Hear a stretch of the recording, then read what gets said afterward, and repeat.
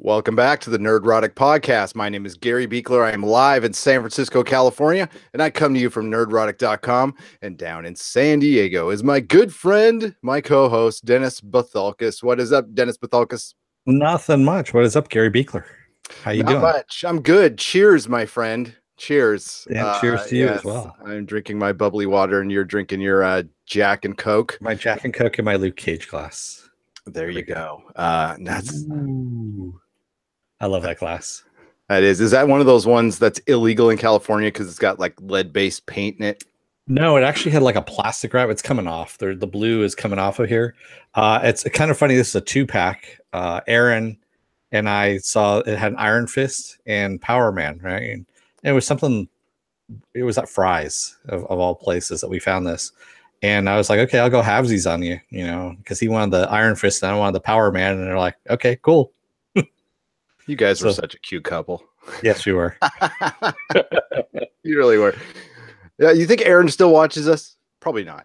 But he did comment earlier today. Oh, good. What's up, Aaron? If you're watching, long time no see. Aaron, quick bit of trivia, has been on Buffy the Vampire Slayer. He's a former child actor. And Star Trek The Next Generation and Star Trek Voyager. Yes, that's right. That's right. He's a little bit of a vet. Yeah, he was in the very last episode of Star Trek Voyager. He played one of the children, one of Janeway's children. And if you look in Buffy the Vampire Slayer season 1, the swim team episode, yeah, he's the only hairy guy that's in there. Yeah, he's pretty hairy. Yeah. So yeah, that's Aaron. So, hi, everybody. This is our Friday night podcast. It's kind of a free-for-all where you in the chat kind of guide the way. We lay out some topics. You either find them interesting or you don't, and we are okay with that. We are not attached to anything Dennis has come up with, but he's come up with a very, very strong list tonight, I feel. And we'll add whatever you guys want. The list is strong. The list is strong. Yes, and yes, we usually do TV recaps and stuff, but this is our Friday Night Live podcast. We've been doing this for about 3 months now, and I love doing this podcast. It's so much fun. I do too. Yeah, it's great. This is what we started off doing all those 4 years ago now. Yeah, we would do it as a regular scheduled podcast. We've been doing it for 3 months. Let me add to that. True. But yeah, this is actually how we started our channel. Some of you in there have heard this story before, so please forgive us. But yes, this is actually our 383rd show. Yes. Yeah. I was laughing at the comment section. Leon Kennedy goes, "Why does this have one dislike already?" And Viking Bitch said, "We have a stalker." And Leon Kennedy says, "Not cool, that stalker." And Ghost World said, "It's John Reed, obviously." Obviously. I'm not disagreeing. I noticed we got that. That was actually, we had downvoted before we even started and demonetized. Thank you. That was a first. So yes, demonetized before we even started. So we're hitting those goals, man. I want the 5 cents that we're going to earn from this tonight. Damn it, YouTube. And I don't bitch about YouTube. I don't, complain too much about YouTube. But yeah, we also have a super chat in there, which is like a little tip jar. If you want to go ahead and tip away and ask a question, we'll get to your question. Or you could just ask a question without leaving a super chat. We'll probably answer it anyway, or most likely if we catch it. So Dennis, take us through the news, my friend. Let's get going. Well, the first thing we're going to start off with, and I hope everyone saw it, but there's a second trailer to Deadpool 2 that just got released 2 days ago. And it was glorious. It was pretty fantastic. I think it put away any doubts, and there were doubts from test screenings and stuff. Now, trailers can lie, and we could have seen all the good stuff. I will say that one of the stories that ended up being true was Cable's not in it very much. Oh, Johnny Pappas. Thank you, Johnny Pappas. F the downvoter to hell. Exactly. Yeah. Even if it is John Reed. No, that trailer was awesome, dude. But the rumors were that and there's not a lot of Domino and there isn't that much Cable in it. He's in it a little bit. And they went back to do reshoots specifically to add that.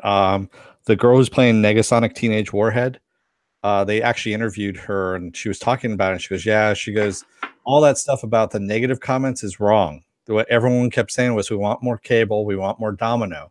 So what they did was they went back and they actually added some more to their background so that there's more of them in this movie. That's what they were reshooting for. Okay. And I hope they're right. I mean, I'm not going to believe an actor who's working on a movie it's their very best interest for it to be awesome. And I want it to be awesome too. I've never said I don't want to like Deadpool 2. I maintain Deadpool is a perfect comic book movie. Perfect in every way. Oh yeah. You know, that being said, the guy directing it is a lot different than Tim Miller. So we'll see if it's better, worse, or just the same. We will see. Rubber Brain 10,000 says Infinity War still a better trailer. Yeah, it's a better trailer, but because it's bigger in scope. But sorry, I have a little gnat flying around there. The thing about Deadpool is it's breaks the fourth wall, but at the same time actually plays with all the superhero tropes in such a way that's really damn funny. I mean, that whole thing with initiating X-Force and let's bring in a whole bunch of kids that can set up a new franchise of really young people. I know. I just started laughing because I'm like, yeah, that's exactly, because all these reboots that keep happening, they keep adding younger and younger actors so that they can get franchises out of them. And it's funny, man, because it's true. That's what they're doing. And I don't know if you saw it. Did you see Shatterstar again in the background? Yeah, I think I did. I think I saw Shatterstar. Yeah, God, the guy who played Pennywise and It is in it too.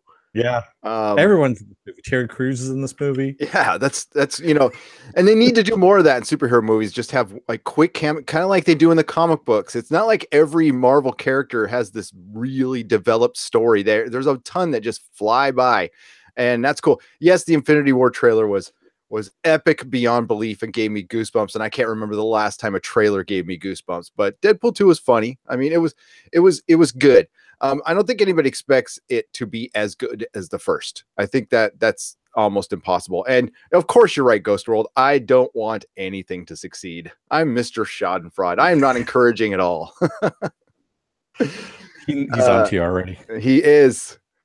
Hey, it's like, hey, maybe he knows me. No. I got really excited when I saw the trailer. I thought it was very good. But we never know. I'll just go back. The Phantom Menace trailer was great too. It was. Yeah, that's true. But I mean, come on. This, I have, it just started off right too with the whole thing of I'm all out of love. I know. And then him being chased, kind of like Indiana Jones, and then Jock, start the plane, start the engine, start the car. And the whole who pooped our pants? Did I poop my pants, or did you, or do we both poop our pants? I don't know. That was funny. It was really funny and really good, and I'm excited. I think it'll be a good movie. I don't know. What do y'all think? Are you guys? I don't know.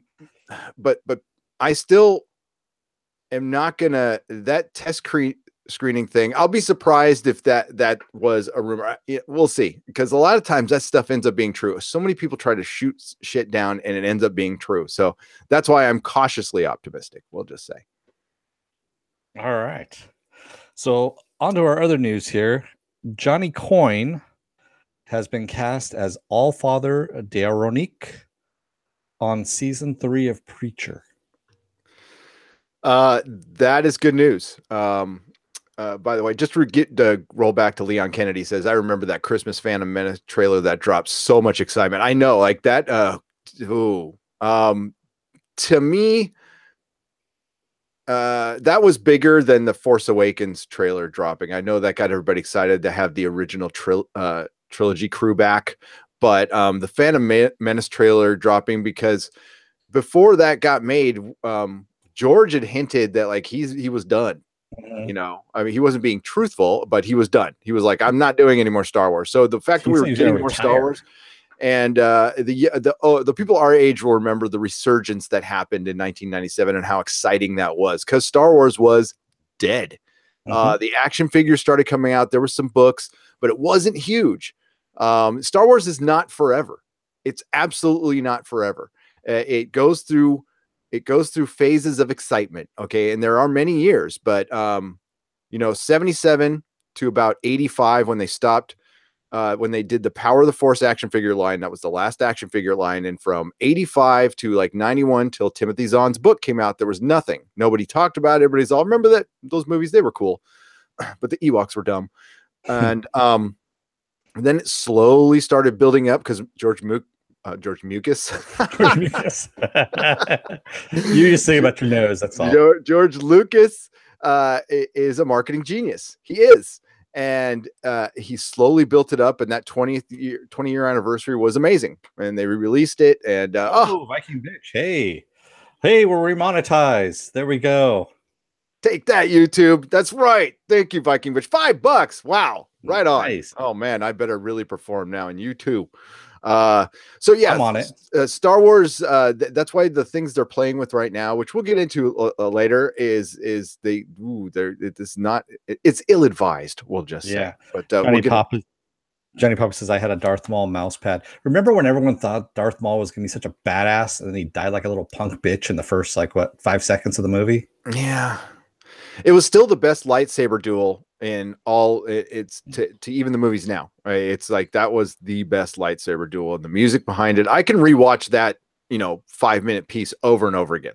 But you're right. Yeah, he went out and he looked so badass and said like 4 words. Exactly. And it wasn't him. And they had a live action actor there who can speak English, and he doesn't have such a bad voice, and they had to hire a kind of voiceover.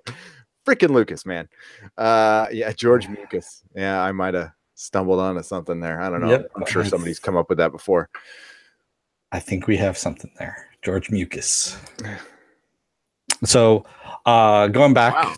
It got him. The re-releases of the OT got me reading Joseph Campbell. There you go.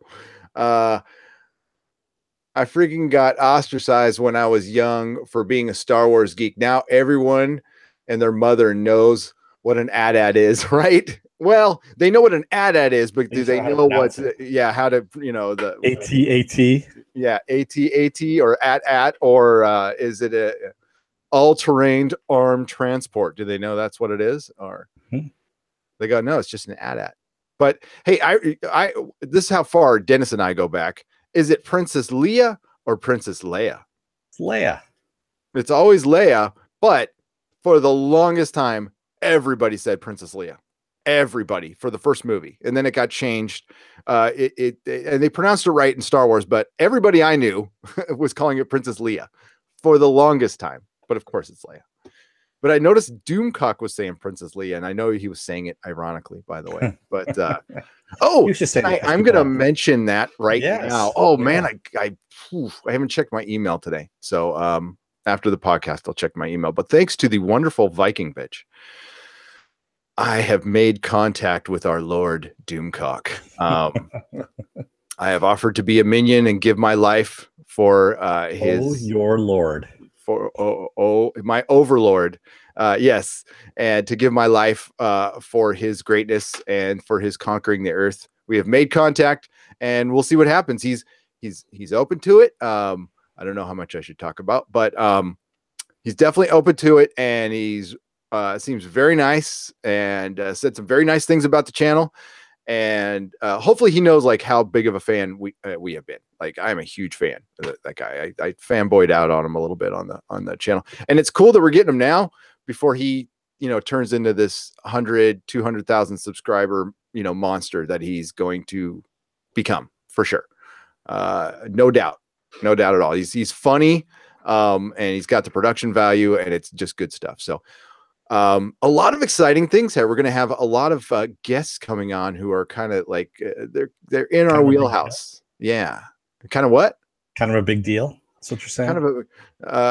They're kind of a big deal. Yeah, that's what I'm saying. They're They're kind of a big deal. Exactly. Yes. So sorry. So let's get back to that. Okay. So we're talking about Preacher season 3. we're still cautiously optimistic about Preacher. It went through some tough times in season 2. Yeah. Well, not only that, so Seth Rogen and Evan Goldberg are actually working on another series right now. So I don't know how much attention they're paying to Preacher at the moment. So, and I'm actually just going to get to that information right now. Yeah, but as far as Preacher's concerned, I only see it going one more season, because I think if you have to deal with AMC, who is notoriously bad. Well, AMC is also going through multiple lawsuits at the moment, huge lawsuits, and Frank Darabounce alone, I think, is 200 million, 300 million, something like that. And he's going to win. He's going to absolutely win. They screwed him. So, AMC, plus it's a cable channel, so they don't have a ton of movie to throw around. And the creators are on The Boys, who are at Amazon, who will give them whatever they want. So what would you do? What would you focus on? So, and speaking of which, so Karen Fukuhara, who played Katana in Suicide Squad, she just signed on as female. As the female. That is awesome casting. I am so happy about that. And she's a badass, and that's basically what female is. She's a assassin who happens to have superpowers once they give her that little drug to make her superpowered. She's very quiet, but I don't know if they're gonna make her that quiet in the show, and they probably shouldn't, to be honest with you. This show sounds like it's being done right. I don't know if any of you have read the book out there. I'm sure Viking Bitch says, I am really looking forward to The Boys. I am too, because it's tailor-made for television. It was written to be turned into a movie or television show. I can tell you that right now. I know that for a fact. As most comics are written for these days, but especially, in the mid 2000s and early 2000s, they were drawing characters to look like actors for a reason. Okay. Mark Millar and J.G. Jones did it for Wanted. And if they redo Wanted, I really want them to get Eminem to play. And Halle Berry. Like, as the Fox. That would be so perfect. And I think they could. And Tommy Lee Jones. And Emmy. Emmy N can, I'm doing really good tonight. Eminem can act a little bit. So, he was all right in 8 Mile. You're not familiar with The Boys? Read The Boys. It's it's kind of a funny Watchmen. Basically, Johnny, I'll tell you in a nutshell what it is. Superheroes are kind of dicks, and there's a government agency that wants to kind of oversee them. So what they've done is they've hired a bunch of people that have been screwed over by these superheroes, like they've lost loved ones because of these superheroes being irresponsible, and they give them a element that gives them superpowers so that they can basically keep these superheroes in line, basically intimidate them into keeping them in line. That's what this whole thing is all about. And one of the main characters is the Butcher, and he's based on Robert Shaw, which is awesome. So nutshell, CIA team or a government team put together to counteract, not kill, but embarrass and keep superheroes in line, because superheroes are like celebrities. So imagine celebrities with superpowers, and they're all drugged up and kind of debauchery and, killing people by accident and stuff. Killing a lot of people, a lot of collateral damage. And there's a lot of comedy in it, but there's also a pretty damn good story. And it's also Garth Ennis's hate letter to superheroes, because he does not like them. The only thing he likes less than superheroes, I believe, is comic book fans. So where he lovingly refers to us all as mouth breathers. And I'm not afraid to say that, because it's true. Because I heard it with my ears. That was not a he said, she said thing. I just had a vision of Charlie Sheen as a superhero. Thank you, Dante S. Oh God. Yeah, that's pretty much it. Yeah. Did I tell my Charlie Sheen story? Oh, go for it. Yeah, I'll drink for a little while you're doing that. God, yeah, because you've heard it before. All right, so I got a prop for this, and it's not like we meant to do this, but this is a dumb little story. So I, grateful recovering addict, I have been to the Betty Ford Center, and I got this cup. Did not get any sobriety. I went out and like as soon as I graduated, I went out and got really, really high with a bunch of the people there because it was in Palm Springs and it was during spring break. It was just a bad time to graduate, Betty Ford. Wonderful 30 days. The lunch buffet was amazing. We played croquet and water volleyball and did a bunch of groups and stuff. And God, this is horrible. But and I met Charlie Sheen there. I just came up with an idea for a t-shirt. I went to the Betty Ford clinic and all I got was this lousy cup. And I met on a shirt. Or I played water volleyball with Charlie Sheen. There you go. Yeah, because I got this lousy cup and you're actually wearing it on a shirt. Got it. Yeah, I got it. It's a really bad joke. That's why I was trying to stop it. Hey, I'm allowed one. You had a couple of them. Oh, I've got a couple in my pocket, ready to go. I know. Locked and loaded. Speaking of really bad things, Chris Carter, in an interview with TV Guide, said he's got nothing planned out for season 12 of the X-Files. Well, he had nothing planned out for anything season 11. Exactly. So why change? And he says, oh, yeah, and by the way, William is immortal, which that's the reason why everyone was chasing him. You know, he didn't put this in any of the episodes. No. Well, I kind of figured that out after he, spoiler warning, got shot in the head and then showed up again. So I was like, well, he must be immortal or super powered. And so he's immortal, annoying millennial Jesus. Pretty much. Yeah. And I really want him to die. So I'm rooting for whatever faction kills him. I love this Ghost World planned out business as usual.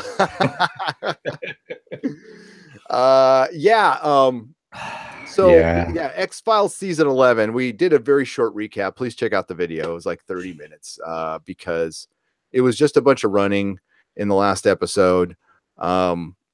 And you know, like not a lot of people were doing videos on X-Files. The only other guy I saw was a guy who I watch is Weaponized Nerd Rage. He did a really good one on X-Files and just and he was, you know, he showed his knowledge. He's a good fan.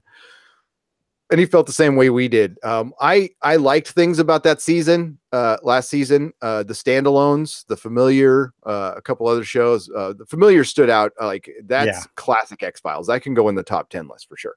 But everything else was garbage. We don't know if Skinner's alive or dead. They just kind of left it.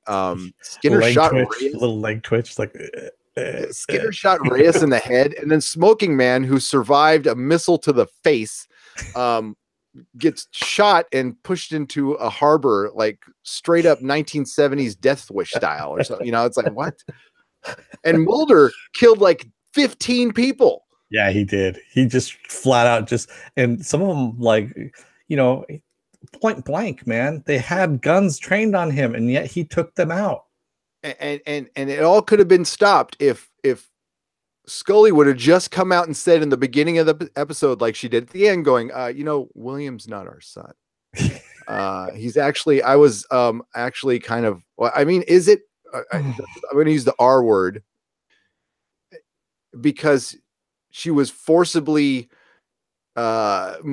seated by the Smoking Man. She became a forcible surrogate, is what it was. Yeah, so what?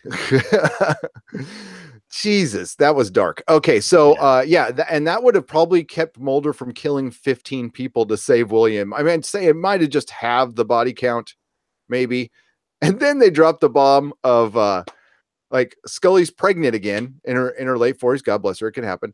And then they're like, oh, okay. Because they thought William was dead. And they're like, well, at least we're going to have our own baby now.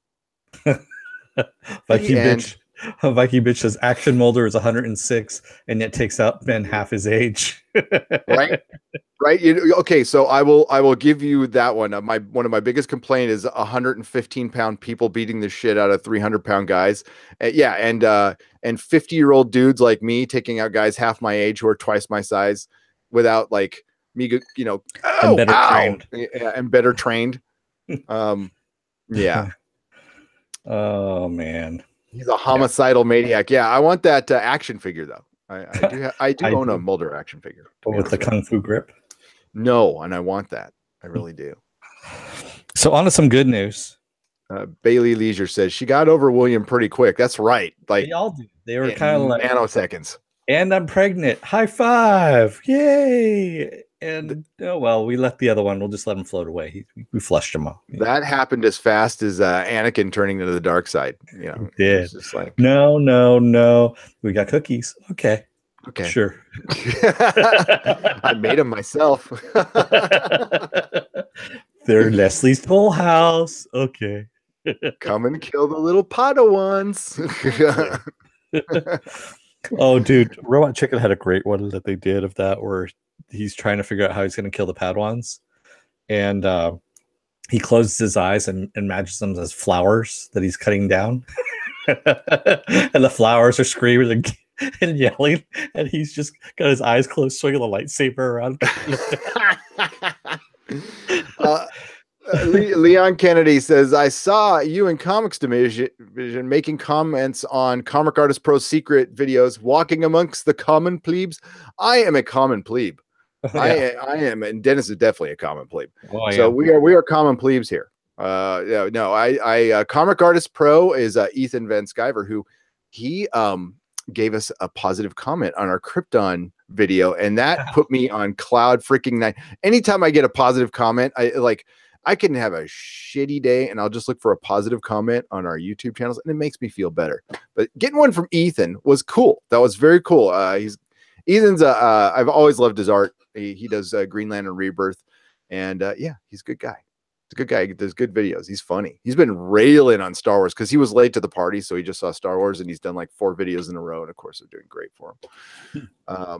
Edward Brewer, you fashionably late is on time in my book. Yeah. It's Gary time is what we call it.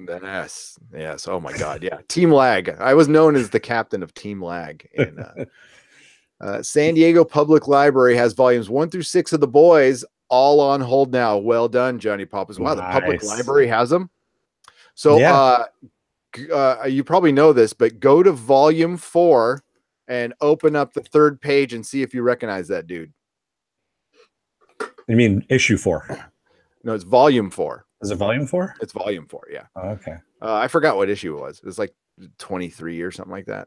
But it's the one where they get all the weapons and stuff. Or that's right. Because I'm that character you might recognize as moving flamethrowers. Mm-hmm. Yeah. So Ethan just did illustrations for Jordan Peterson's book 12 Rules for Life. Yes, he got a lot of shit for that. He did. He got a lot of shit for that. Poor guy. Speaking of someone who is doing some illustration, Frank Miller's been hired to illustrate a young adult novel about the origins of the Lady of the Lake. That is about the last person in the world. I mean, like, I'll read it now because that's the only way I would read a YA novel is if Frank Miller's writing it, to be honest with you. No, he's not writing it. He's just doing the illustration. That's or illustrating it. If Frank Miller's involved.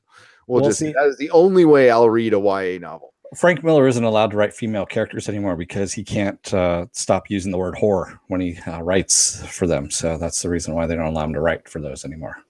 Well, is it referring to them or is it just a reference in the story? I think he has Tourette's syndrome when he's writing women. You know, whore. He just keeps writing it all the time. I don't know. I'm not. I haven't read that. So.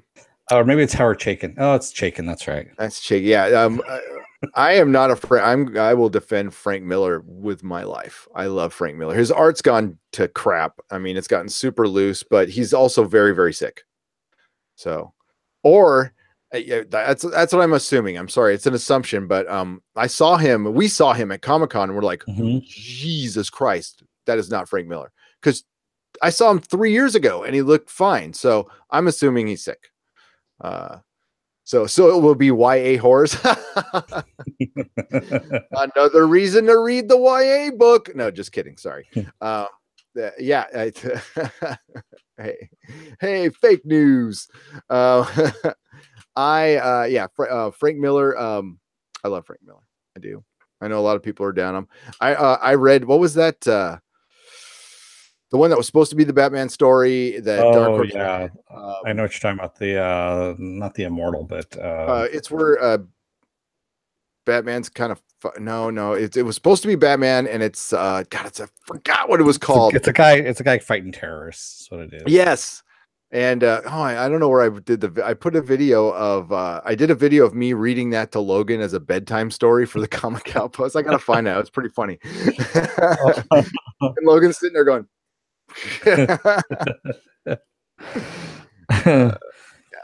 So on to some good news. Constantine, or Matt Ryan to be precise here, is going to be a season regular on season 4 if it gets picked up on Legends of Tomorrow. If it gets picked up, and I think they had to say this to get it picked up. I will ask this to the chat. Viking Bitch, Ed Brewer, Johnny Pappas, Ed Brewer says yes. Okay. And Viking Bitch says nice. I think it would draw me in to watch it again. It was actually Dennis and I are going to, since Counterpart is not going to be this Sunday, we are going to still do a video, and we're going to kind of put this CW thing to bed. All right. So Dennis always, like, I get message after message like, oh, this is going to be on the CW and this is going to be on CW. And I keep going, I don't watch the CW. I stopped watching the CW. But he's all, oh, but this thing's happening on CW and it's really cool. And So we're going to have a debate. And those of you who watch I Love Comics, when Dennis was pitching this, Dennis does not watch I Love Comics. So he didn't know that like what we're pitching is kind of like their comic book Thunderdome. So we're going to call it an homage because I still want to do it. so I'll give Englentine all the credit of creating that. But we're going to have lightning rounds, and I'm going to watch all the most recent CW shows, right? Is that we're doing? So we're doing Flash, Legends of Tomorrow, Arrow. It's just one episode, basically whatever that week's episode is, or the latest episode, the most recent episode. Are we including Black Lightning in this? We can, yes, we might as well. Okay, all right. So we might as well throw. You know what? For a fun, we're going to throw in Gotham too. We're going to throw in Gotham because iZombie is part of Vertigo, so we got to throw that in as well. We can leave out iZombie. Right. We can, because well, if I have time, I'll watch iZombie. That's a lot. That's like that's like 4 hours, dude. So we're going to watch the latest episodes, and we're going to give our arguments, like why he still watches it and why I don't watch it.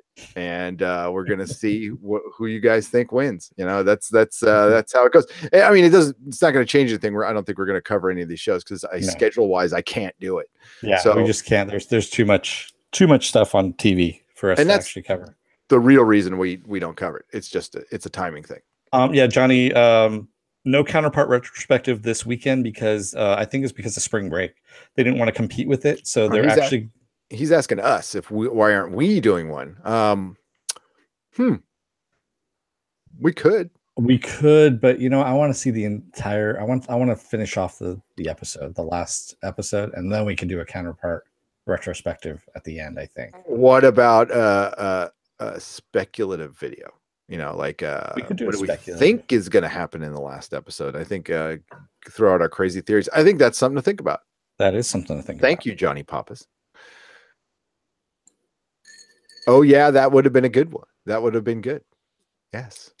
That's really weird to be skipping. So they want to put it on Easter Sunday to get potentially the most eyes. That almost sounds like a BBC move. Like, is this show showing simultaneously on BBC? It kind of seems like it. It really plays like a BBC show. I don't understand taking a week off. But honestly, I wonder if this was probably planned, but it seems like a lot of people are catching up on the show. So it might end up being kind of a smart move. Because if we want to just base it on, I don't know, the views on our videos, it takes 2 or 3 weeks for it to go up, but it's there's a lot of interest in Counterpart. It's the most hit thing on our website. I think it might be a smart move.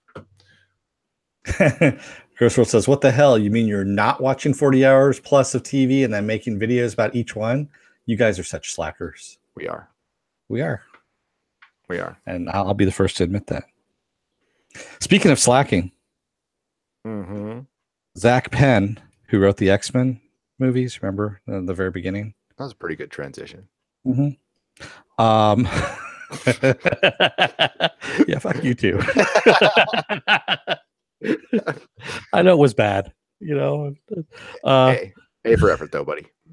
He's working on a script that's either going to reboot or expand the universe for The Matrix. We don't know which one Fox wants at the moment.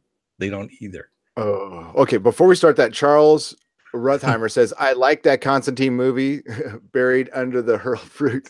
I actually liked it. I like it too. I have it on DVD. Yeah, I mean, it's not for $5. Yeah, I would buy it for $5. I just got Ghost Rider, both movies, and the Blade trilogy. I told you this. I got both Blu-rays for like $10. That was great. So, and they're all like super packs and have nothing in them. But that was stoked. You can get the complete Battlestar Galactica on Amazon right now for $49. I would jump on that shit. I would jump on it. Dante S says Power does the same thing, and it's on Stars about taking the hiatus, the 1 week off. Ah, gotcha. Farscape, by the way. So, I mean, I buy my stuff. I don't download it or steal it. Yeah, but I wanted to get the hard. It's really expensive on Blu-ray. It's like the complete season is $120, and then if you want to buy it individually, it's like $35 a season. You know, and I kind of wanted it on Blu-ray. So yeah, some of that Patreon super chat money is going towards purchasing Farscape, and then we're gonna and how I'm gonna review that is I can't schedule it. We've been kind of doing a lot of videos, so I got to kind of dial back just a little bit. You guys might not even notice, but I definitely have to dial back. I can't do one every day as much as I'd love to. Viking Bitch says you can borrow her DVDs. Oh, that is so kind. That is so kind. I'll buy it though. I'll buy it. I want you. Viking Bitch, am I going to like that show? Because if I'm going to like it, I would have bought it anyway. So. You can actually probably rent it from the San Francisco Public Library. I'm pretty sure they have it on Blu-ray. Oh, and I don't want to forget your subject that you just said. But for those of you on Patreon, got your addresses. And Sunday, I'll be getting back to you with details. But I will tell you, you're getting something a little extra, too. You're going to love it. You're going to love it. Nice. Yes. Hopefully it's clean. Yeah. It's got violent content in it. So just so you know. Sweet. Yeah. It's even better. It's a hard R, we'll just say. Ghost World says Fox wants the one that will garner the most money. Meh. I want to remember the Matrix for the first one and the Animatrix. The Animatrix was fucking amazing. Oh, thank you for bringing that up, Ghost World. That's actually what Zack Penn brought up in that article as well. As he says the Animatrix actually brought this bigger universe, and that's kind of what he wants to do. He wants to expand it. He doesn't want to reboot it.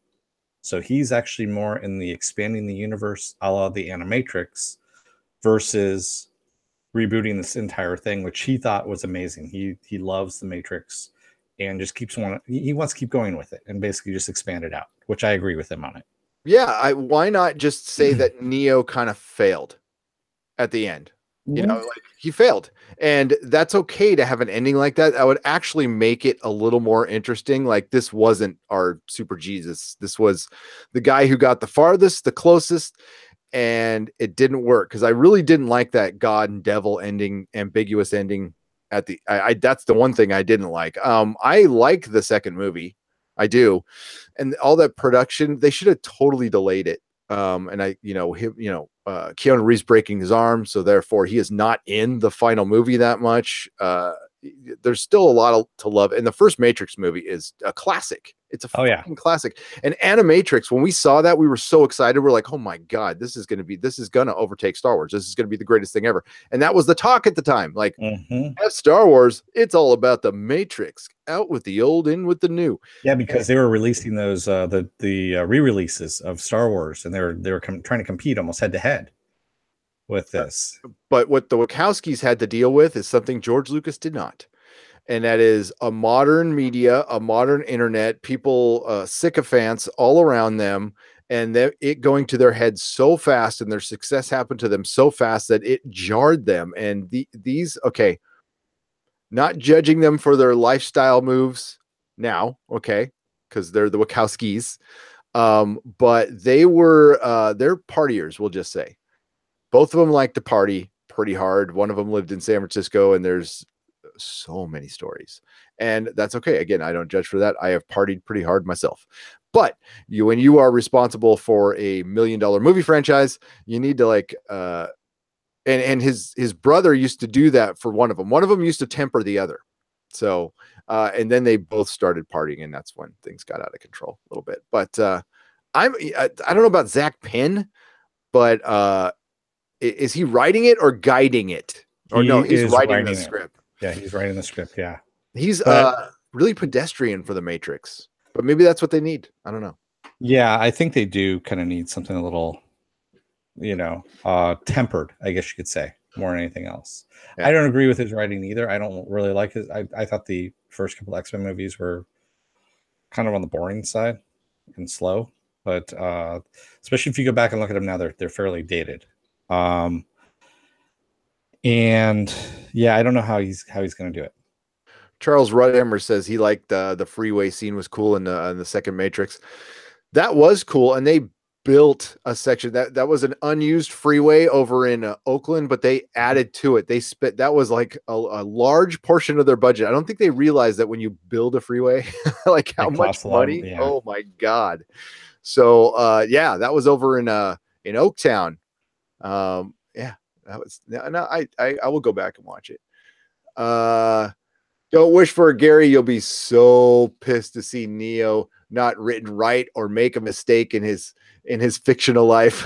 Yeah, I don't want to see Neo. I want to see, and that's what I think they're going to go. Well, I want to go back to Ghost World's comment. He goes, wait, you want Neo to have failed? And then he says, cool idea, actually, but you whined about Luke having a tiny, tiny moment of failure. The thing is, though, Neo was not a defined character as of yet. His wants and needs, or not wants and needs, I should say, his actions. Whereas Luke, by the time he has his tiny, tiny moment of failure, was already shown not to be. It was out of character for him. That whole thing, that was completely out of character of what we've already seen of him. And that's the reason why we have a problem with that. Luke was supposed to be the greatest Jedi ever. Okay. After because he chose not to fight his father. And if you look at the end, he didn't kill the Emperor. It was his dad. And he brought back the darkest figure pretty much ever back from the brink. Luke was like the Pope of the Jedis. For him to even think about killing his nephew isn't just a little tiny thing. It's bad writing, and Luke Skywalker would never do that. So it does not even exist in my universe. And if it does, then Star Wars is absolutely ruined for me, like forever. Like even the original trilogy. To be honest with you, I don't know how much I can go back and watch those movies. I've seen them so many damn times. I might watch one in passing. But yeah, it's totally different. If to even go back on this, I can accept Luke being on the island and discouraged for other reasons, and then him coming back. But the reason they posed was just dumb. It was dumb. And I love to see all the people coming around on this now. And as time goes on, there won't. It's just like Phantom Menace for those of you old enough. You guys remember this, and I was guilty of this, by the way. I walked out of Phantom Menace liking that movie. I did, but and we started defending it, and then about 1.5 years in, we went, okay, it sucked. Yeah, it wasn't me. I walked out of that going, why did I just watch 2.5 hours of C-SPAN? With aliens. I couldn't stand Jar Jar, but I still like the Qui-Gon stuff, and I'll still like the little bits of Qui-Gon and Obi-Wan that we got, because I thought we were going to get a whole movie of that. I liked, but no. Oh yeah, I have problems with it, but then again, yes, I know, Gary, I always have problems with this stuff. Yeah, so I was just beating you to it. You do. I mean, sorry. Because I like to think when I watch my movies, you know. Sometimes. Oh, okay. You're just so much smarter than us. I'm not saying I'm smarter than anyone. I'm just saying I like to think. I'm not saying I'm smarter than everybody. I'm just saying I'm smarter than everybody. You got to remember. Okay, so what were we talking about? We were talking about the Matrix. We were talking about the Matrix. Yes. So what do you think? What do you think about it? I want to see, like I said, I want to see an expansion of the universe. I don't want to see a reboot.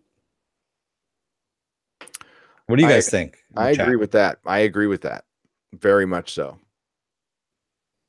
Like all new characters. Maybe you refer to Neo and maybe it's like 100 years later. And nothing has changed when and maybe they've like screwed up the humans or there's some kind of disease. So now it's kind of forced the machines to kind of work with them. And it's like, oh, by the way, we've really fucked up the planet and we kind of need you guys back now. Something like that. I don't know. I don't want a bunch of underground rave dancing with everybody wearing like gray sweatshirts. It's like, I want to be in the Matrix. Dancing. Yeah. Yeah, that's okay. We're gonna get some of that in Ready Player One. So, you like that little segue? Yeah, I did. That was a good one for a change, right? Yeah. Okay. We all have good and bad. I've heard the reviews coming in for that it's like watching somebody play a video game. Mm-hmm. As a matter of fact, I saw 4 reviewers mention that. It's almost like they're coordinated or something. Yeah, I've been hearing different things. It's been bouncing around like between good and bad. People are going, it's the greatest movie ever, and other ones are going, it sucks balls. So we'll see what happens. So Nightflyers, we both saw the little vignette during Krypton of Nightflyers, right, on Sci-Fi Channel. Yes, we did. So we got that first look trailer. It was kind of cool. They were calling it Psycho in Space. And by the way, if those of you who don't know, Nightflyers is based on George R.R. Martin's short story about a ship that was doing an alien first contact, and now something's wrong with it. George R.R. Martin thematically does a lot of he hides a lot of similarities in his different stories. He's anything outside of Game of Thrones and Wild Cards is called the Thousand Worlds. So all of his like short stories exist in the same universe, so they have kind of the same rules. I don't want to spoil too much more than that, but there's elements of Nightflyers that are in Game of Thrones. So Game of Thrones, he took elements from every one of his short stories, just little teeny stuff, and implement it into Game of Thrones. So hopefully they show those similarities a little bit. You'd have to pick it up and be a huge George R.R. Martin fan. So those of you who've read these, you'll know. But I'm excited, but they got bad news. Yeah, they do have bad news. The showrunner, Daniel Cerrone, has left for, and say it with me, folks, creative differences. And the executive producer, Jeff Buechler. Any relation to you, Gary? Buechler. How's he spell it? Buechler. It's close. Yeah. He's taking over as a showrunner. Okay. I mean, I had no idea who is good or not. It's just, that's bad. That's a bad start, but maybe the guy was a dick. I don't know. I'm still very excited about it. I think it looks good. I think it looks really good. Yeah. I'm looking forward to it myself. And something else that actually looks pretty damn good over on Netflix, we have dropping on Friday the 30th, is a movie called Titan, The Titan, with Sam Worthington. And it's a movie about basically the Earth. We have to leave it because we've destroyed the crap out of it. And so humans are looking towards going to Titan, one of the moons out there of Saturn. And in order to survive, we need to do a little augmentation of the body. So yeah, the one with like the methane oceans and yeah. So they have these group of people that they're actually changing through genetic manipulation and things like that in order to have them survive. And they're going to be the first group that gets changed. And Sam Worthington is one of these people. and he actually is coming along the farthest out of all of this group, and it's about him and what happens to him, and that's what he's called, the Titan, and it looks pretty damn good. I haven't seen a trailer. I'm just like, if we could put a 10-year moratorium on the Earth has been depleted by humans and we need to go somewhere else, I would be okay with that. Well, I like how The Expanse is doing it, because The Expanse kind of makes sense. They've actually thought it out, like how things are going down with Earth. But I don't know, man. It seems like a lot of sci-fi writers don't leave cities enough and go outside. I mean, you know how long it would take for man to completely destroy? I mean, like, I drove through New Mexico last year and I didn't see a soul for hours. So I don't know. I'm just tired of that concept. It's so boring. But if you say the trailer looks good, I'll give it a chance. It's good to see Sam Worthington working again. I saw him in a bar once and he's short. Yeah, he is. He's really short. But I liked him. So it sounds, and Netflix movies, at least you're going to get high production value. And they're going to get something a little different. So, I'm a fan of the Netflix movies. Some of them are trash. Like Mute was pretty bad. Yeah, Mute was. But Altered Carbon was the shit. Loved it. Rittner 007 says, speaking of Luke Skywalker, Gary, if a friend of yours who knew you at 20 years old through 30 years old, but didn't meet you again until you're 50 years old, might be surprised at the change. Not really, because he's still an asshole. I mean, yeah, I'm going to be the same asshole. Yeah. I mean, but yeah. I still say if you're on that path, and again, I don't mind that he deviated from the path. It's how he deviated, and the idea. I could think of 3 different ideas. Like, just through his studying alone, he finds out, okay, how's this? Gary has a better idea, I think, anyway. He does some more studying, and he finds out how much his dad got fucked over by the Jedis. Like, he starts looking into, like, how did my dad turn into Darth Vader? And he starts looking into it, and he finds out that Yoda's still been keeping him secrets, going, Palpatine, as bad as he was, before he got all maimed, was still a father figure to Anakin, and we never respected that. And we just expected him to turn on him on a dime, and we were holding the Jedi thing over his head. We were refusing to let him be a Jedi until he did this thing to Palpatine, and if he didn't do it, he wasn't going to become a Jedi. And Palpatine, who, well, yes, was manipulative, but if you read the novelization, Palpatine actually felt something for Anakin. He did have feelings for it felt like a son to him. There were real feelings there. Okay. Now it doesn't mean he wouldn't kill him for a second for another one, but there were real feelings for a Dark Lord Emperor. Luke finds this out, then starts studying the Jedi Book of Wills and stuff, and goes, this is all a bunch of, like, the Jedis now, it's just like Christianity or any other religion trying to interpret a book from 1,000 years ago, and it's just been overanalyzed and fucked up. And that's what the Jedi were. And they just become heretics. So he decides the Jedi have to end. This is fucking stupid. Yeah, that's the one thing that Rian got right, was when Force Yoda uses Force lightning to destroy the books, because he's like, you don't need that shit anymore. Yeah. So that was the only thing they got right. And then Luke just decides that, like, he starts getting all postmodern Luke and goes, nothing's real and it's all bullshit and I'm going to an island. He doesn't need to kill his nephew. Okay. He could just be disillusioned, like a lot of 50-year-old guys and 60-year-old guys get when, like, they're, haven't gotten laid in 50 years or something like that. Or maybe he had a wife and a kid and feels torn about that. And, like, I don't know, just I would have thought of a million different things before. Hey, let's have him almost kill Kylo. And I'm thinking about, because he might be turning bad. Maybe I should kill him now before he does.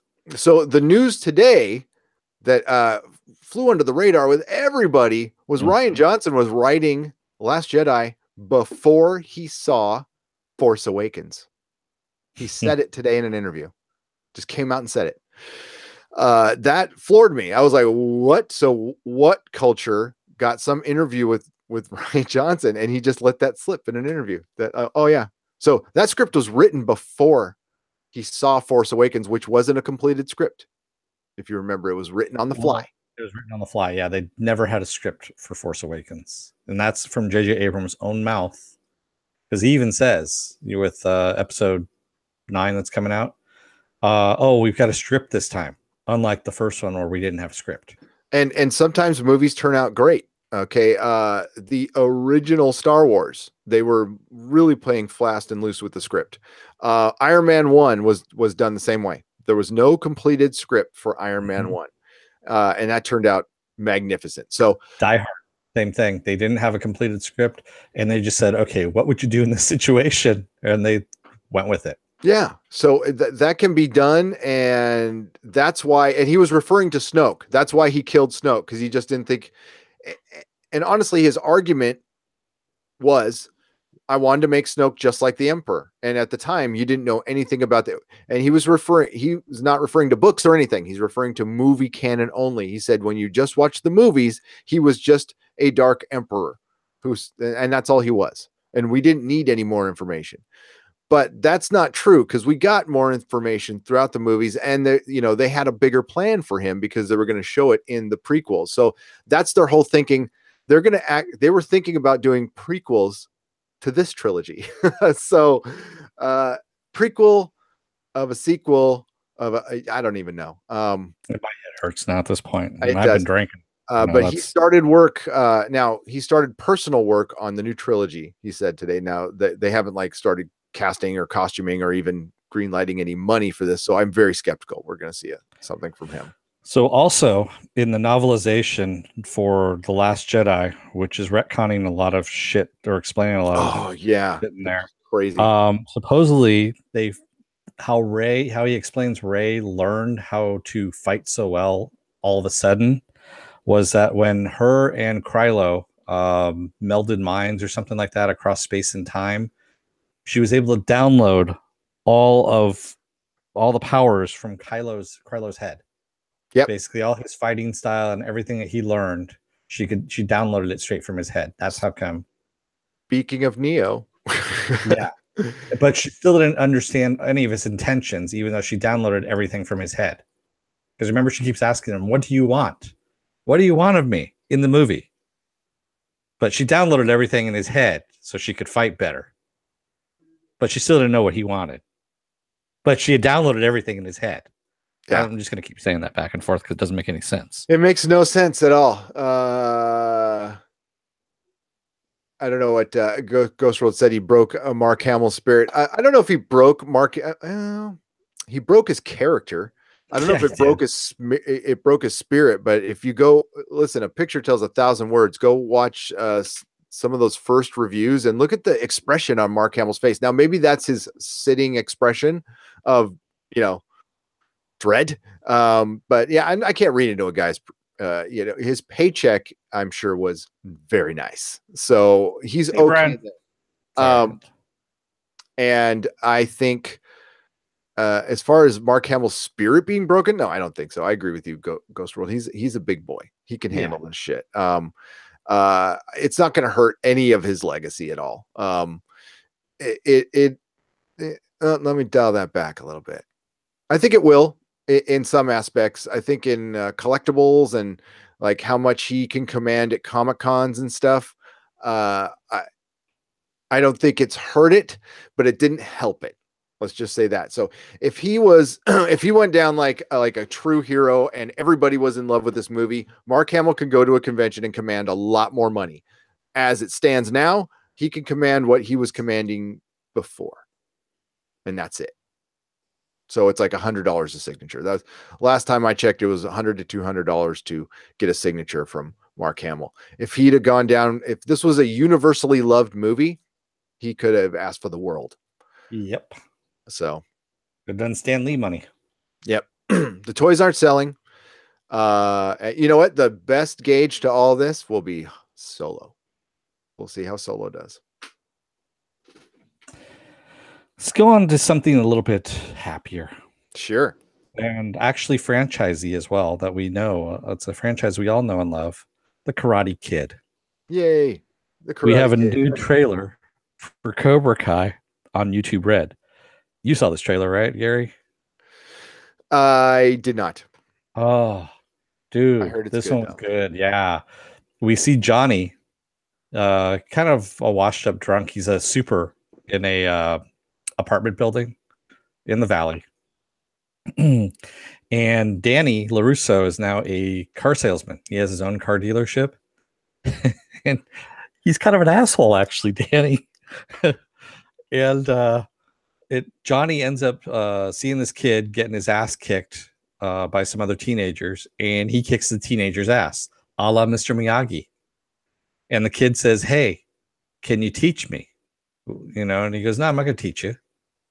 And but I will be your sensei." And that's what prompts him to open up Cobra Kai. Cobra Kai. And Daniel LaRusso says, "Whoa, whoa, whoa, whoa! You're bringing this shit back? Not on my watch." He literally says this in the trailer. And that's what prompts this whole, showdown of them going after each other again. But Daniel, I think, is actually the bad guy this time. So Barney Stinson was right from How I Met Your Mother. Yeah. Johnny was the good guy. Well, yeah. Now, who did that first? How I Met Your Mother or the YouTube video that came out? And How I Met Your Mother. Yeah, definitely did it. they did it first before the YouTube video. Okay, I don't know which one. There's a great YouTube video out there that, but it's how things cut. Remember when that Shining one came out, where it's like it's a comedy, which is just fucking classic. Robert Wyke says solo crash and burn. We're gonna get to that. We're gonna get to that. Well, yeah. But the stupid Skype downloaded crap was nonsense. Yeah, Ghost World. Yeah, but I will ask you guys this: do you consider movie novelizations canon, or are they just an elaboration? Disney does. They consider them canon. They do. Okay, well then it's canon because they own it. So it's retcon canon.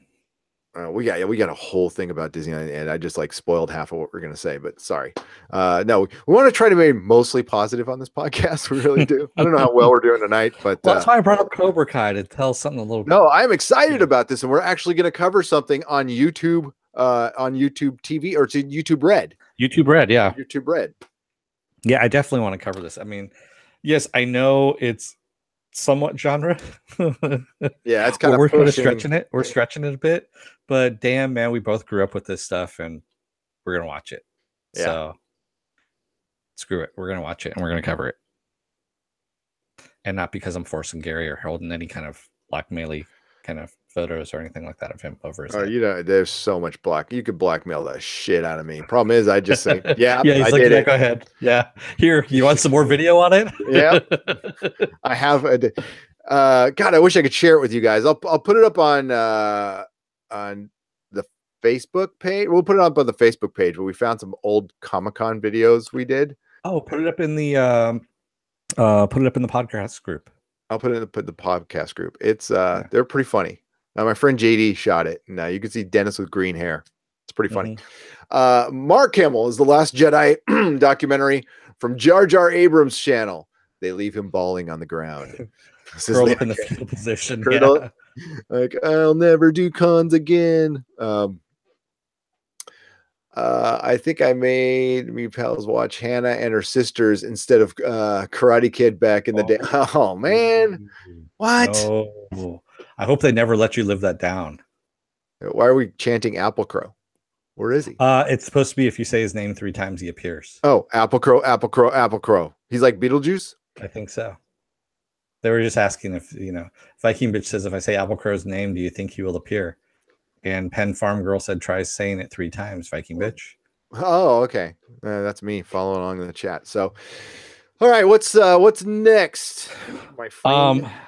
Tessa Thompson and Chris Hemsworth are going to reunite in a Men in Black spin-off movie for Sony. Okay, that could be good. Chris Hemsworth's pretty funny, actually. Oh yeah, he's really funny, and she is too. Tessa Thompson, she's actually pretty good. They need to get what's his name to come back to direct though, and I'm like, what's his name? That's a great reference here for Takiti.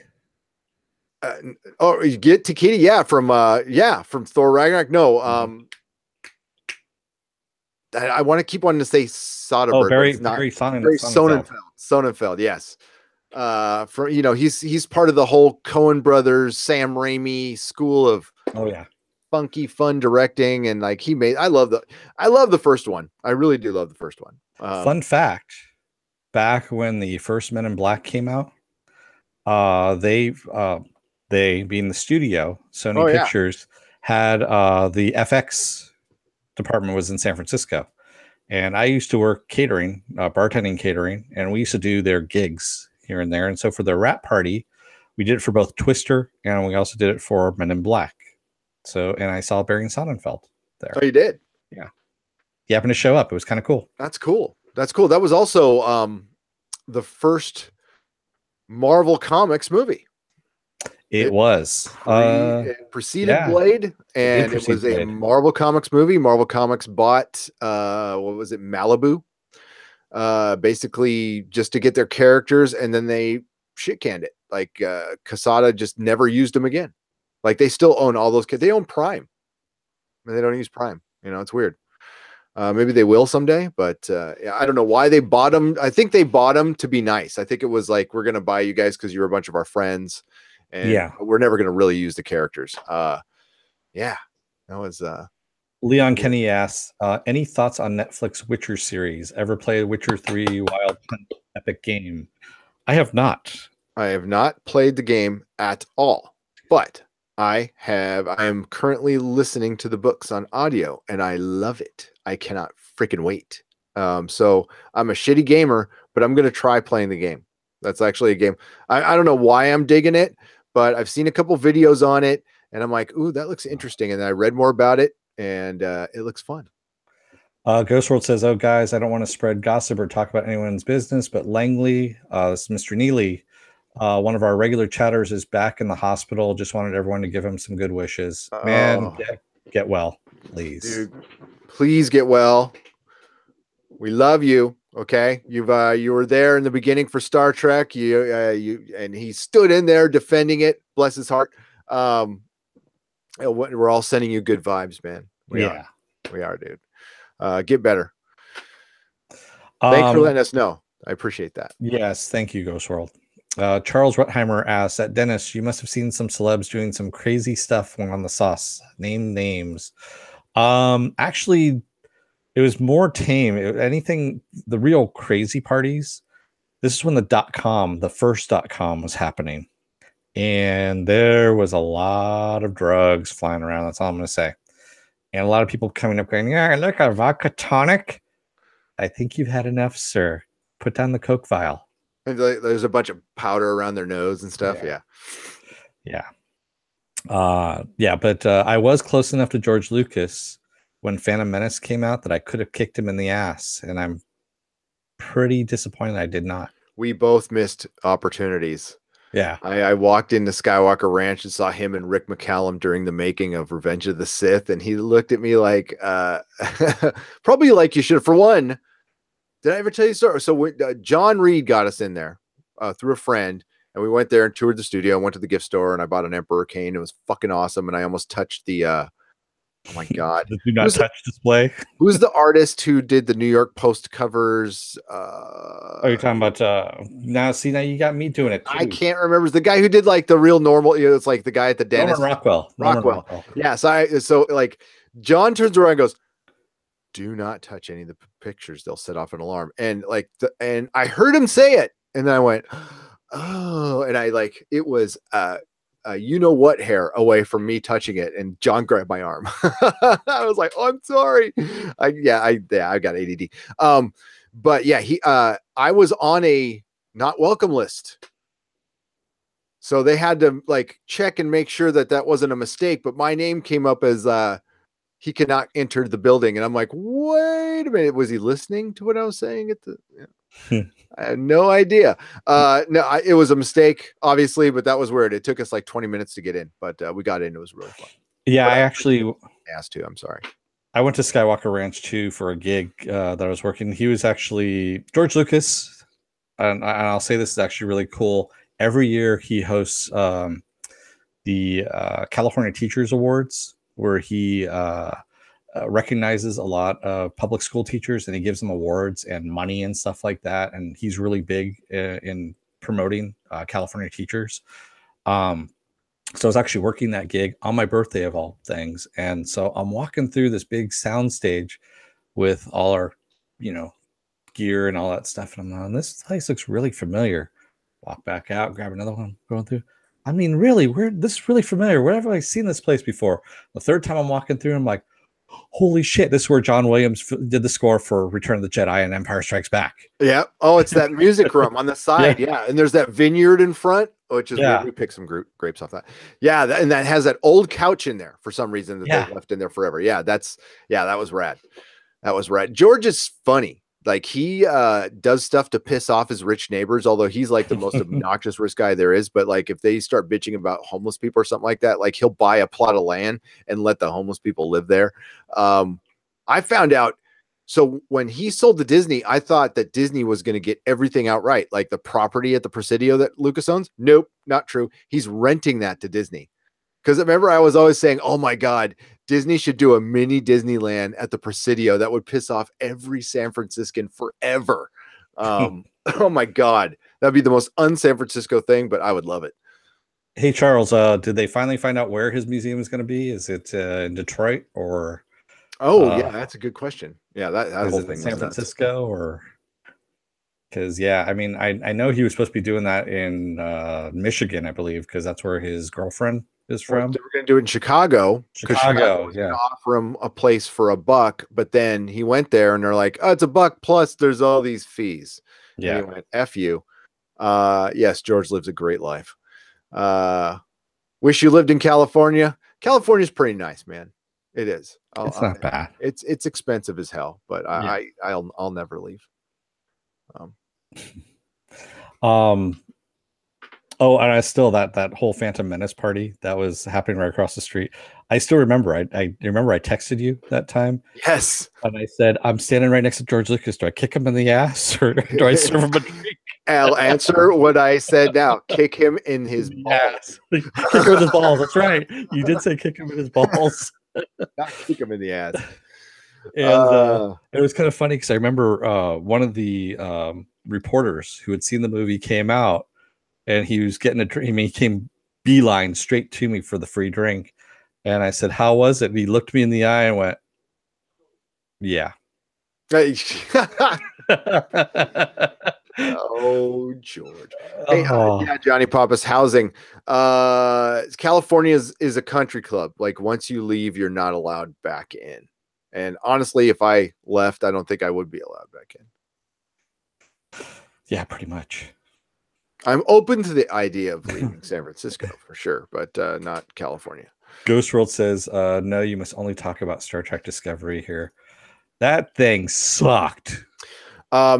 Dennis, so I haven't seen it because we've contacted Doomcock.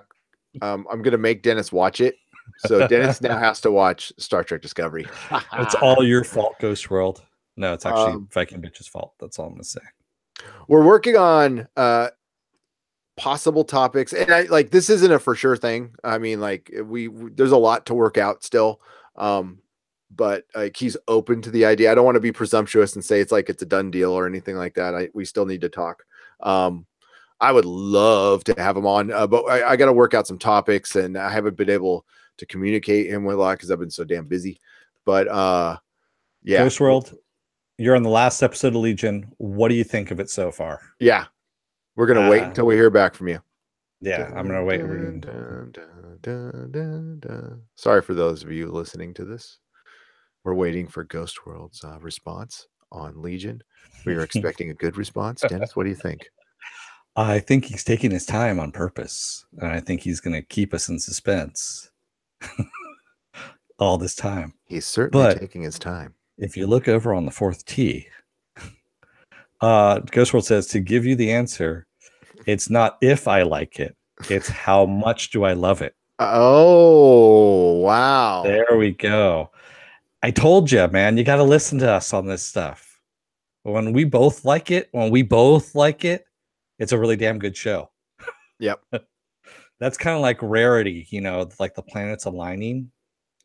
So, yeah, it does happen. And speaking of which, Noah Hawley, the guy who actually does Legion and Fargo, he was on he was doing a little interview on his idea to make a standalone Doctor Doom movie as a political thriller, kind of like Winter Soldier.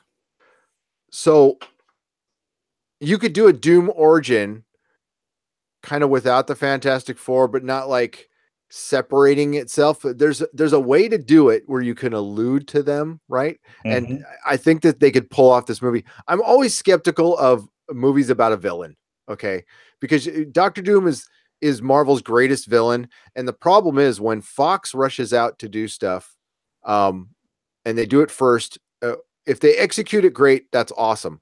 But if they don't, that means the MCU can't go back and do this. Like Dark Phoenix is now going to be done twice by Fox. So that is a dead story. The MCU, and that's got to affect the price. It's like, you just devalued the X-Men because we can't use their best story now for years and years and years. And it's already, and there's something about doing it for the first time. Doom has been on screen a couple times. It's been crappy both times. Noah Wiley taking a shot at it. I'm in line already. Noah Hawley. No, Hawley. Did I say Riley? Sorry. Noah Hawley. I'm in line already. I cannot wait. This guy is awesome.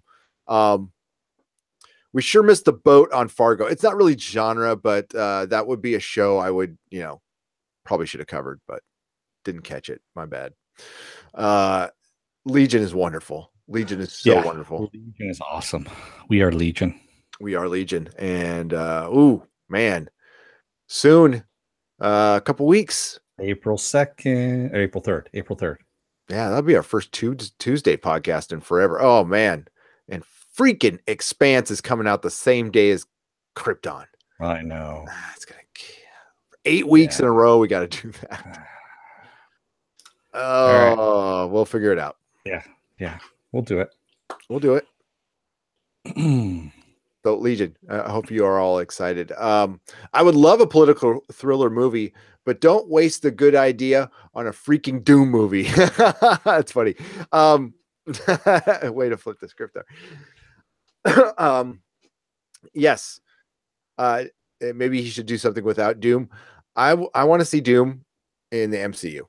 I want to see the Fantastic Four. The MCU is the only place the Fantastic Four is going to work. If they can't make it work, then maybe it is unworkable. You know what I want to see? Where I want to see Doom introduced in the MCU? Well, kind of in the MCU in a way. Spider-Man. Where they introduce Doom? That'd be interesting. Why Spider-Man? Because it has been done before, and actually it's different for him in a way, for Spider-Man.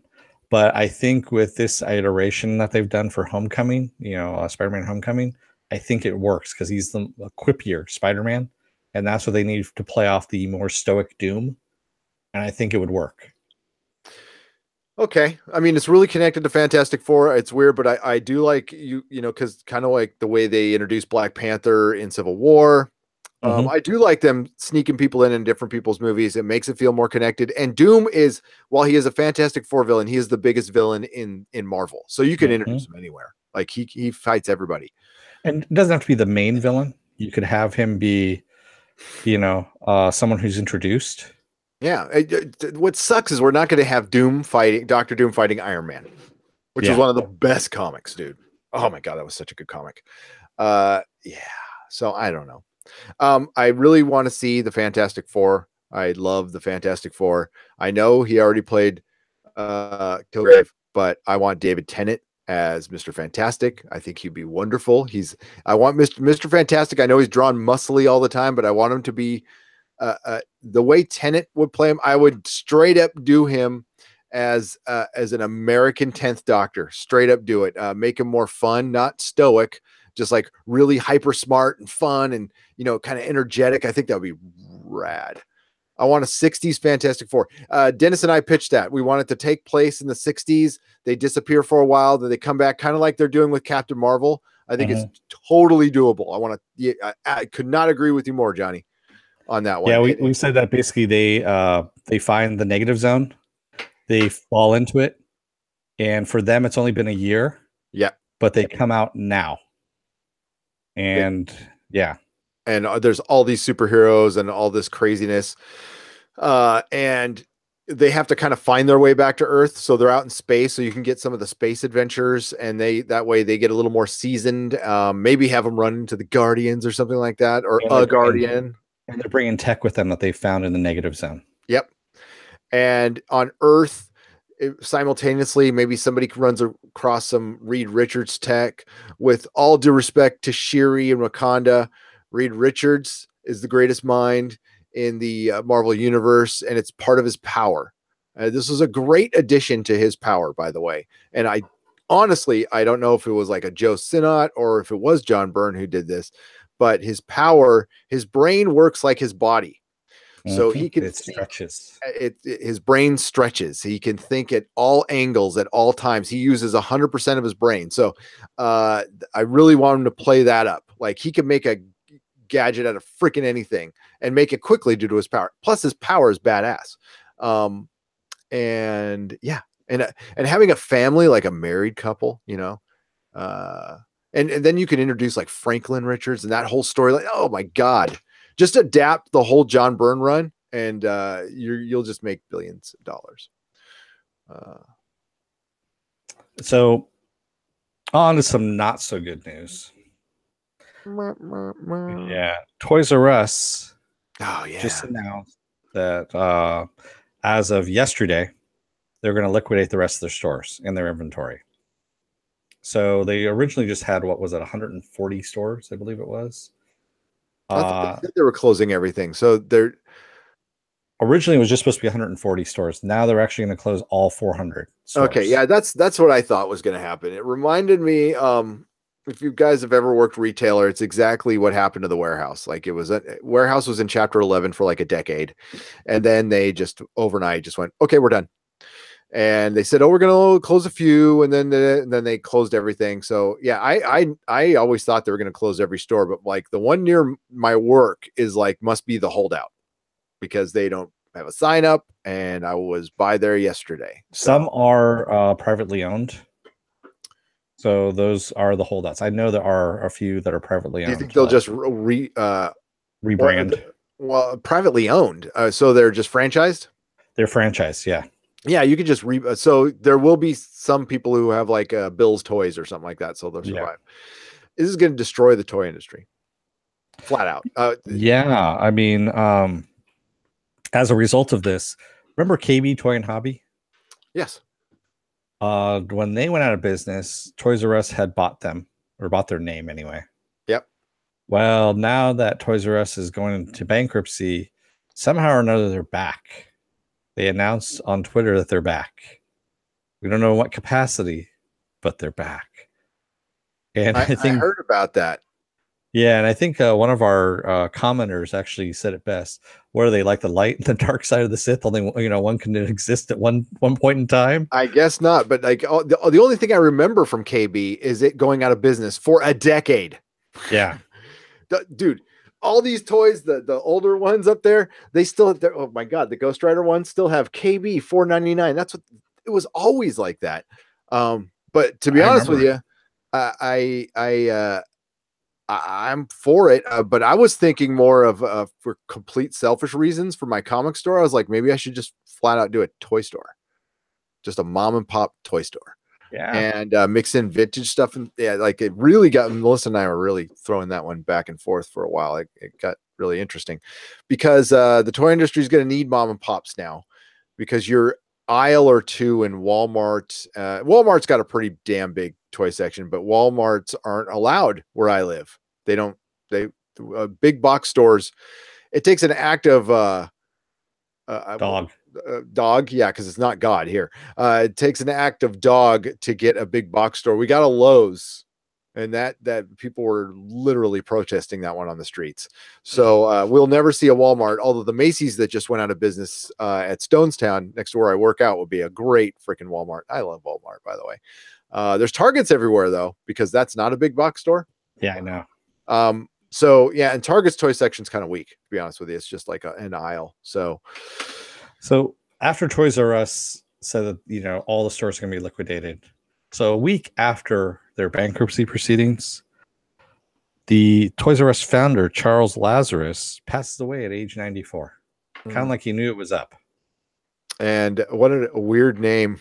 Lazarus. Yeah, Are we going to get is he going to come back? I don't know. Maybe. That sucks. And he was probably disheartened, Brian. I bet you it had a lot to do with it. Or that's an amazing coincidence. Yeah, it's just really weird. And to continue the story even further, dude, stop. No. Isaac Larian, this is the founder of Bratz and Little Tyke Toys. He set up a GoFundMe account. He's basically going to pitch in 200. He's a billionaire, by the way. He's going to pitch in $200 million, but the GoFundMe account is to raise an extra $800 million to try and buy Toys R Us to bring it out of bankruptcy. And do what with it? It's it's not like Toys R Us wasn't marketing unless you change the inside completely, which makes it not Toys R Us anymore. They had plans to have a bigger online presence, but all this stuff happened. They were saddled with just too much debt from the plan that they had in place. Remember, Vons did this, Safeway did this as well a couple of years earlier. You need food. You can't compare Vons and Safeway to Toys R Us. I'm saying that the restructuring was done the exact same way. I'm sure, but like nobody's going to come back. See, the profitability is not there for Toys R Us. I'm sorry. It's an unsustainable model. Building that big for that amount of rent, selling toys, which is so specialized, and Amazon killed it. I mean, we could blame, Star Wars had a little nudge over the cliff, but it was Amazon that beat the crap out of it. There was a few things that killed it. And I mean, Amazon was one of them, but there's quite a few things. It was a perfect storm of things. But the thing that gets me about this whole idea that he wants to do with the GoFundMe account is he's going to raise $800 million on the possibility that the courts are going to accept this offer. And people are just basically going to give him money to this GoFundMe account. Yeah. They're not going to be investors. Yeah. Don't do it. Don't do it. Don't freaking do it. And if it doesn't work, he's not giving that money back to anybody. He's going to pocket that money. Yep. So here's why we want KB back. And it's funny that I was grabbed this for like a prop. I try to bring some props once in a while, but it's weird how you work this in, Dennis. So well done, sir. Thank you. I was asked in the comments a while back what my absolute favorite toy was, and it was hard for me to answer. I think I said Amigo Spider-Man or something like that, but that's not true. This is my favorite toy. I got it at KB for actually I've put my own price tag. So I put a price tag on this in the Comic Outpost because I had a thing like everything did have a price. There was some stuff I didn't want to get rid of. My price tag says $19,999. The KB price said like $499. It is the greatest thing I've ever seen. It is Outdoor Spider-Man. I remember Outdoor Spider-Man. Outdoor Spider-Man. So here we go. So we got Fisher Spider-Man and Archer Spider-Man. Look at that. It's basically, we called it Redneck Spider-Man. It was Redneck Spider-Man. I have never seen this anywhere else. This is the greatest thing ever. Mint in package. Outdoor heroes. I do remember Redneck Spider-Man. Redneck Spider-Man, I remember we came up with a whole bunch of different ideas for him, too. I don't remember what those ideas were because it was late at night, and I think we were kind of punchy. We were coming up with them. Oh, yeah. I remember they were pretty great at the time. Oh my God, the bite of a radioactive spider, and endowed Peter Parker with proportionate strength, the speed, and agility of a spider. Realizing with such great power comes great responsibility. He became a 6-pack of Pabst Blue Ribbon. Fisher. Yeah. Oh my God. Who came up with this shit? So they had like they had a few cases of just Spidey, and we're like, there's like a Fisher guy over there. Let's put some of his jackets on Spidey. This is a joke. This has to be a joke. Leon Kennedy says that needs to go up on the wall. Oh, straight up. Like that is classic shit right there. You can't see. There you go. Oh man, that's funny. I forgot all about Redneck Spider-Man. Redneck Spider-Man. I like his little floppy Fisher hat right here. That's the shit right there.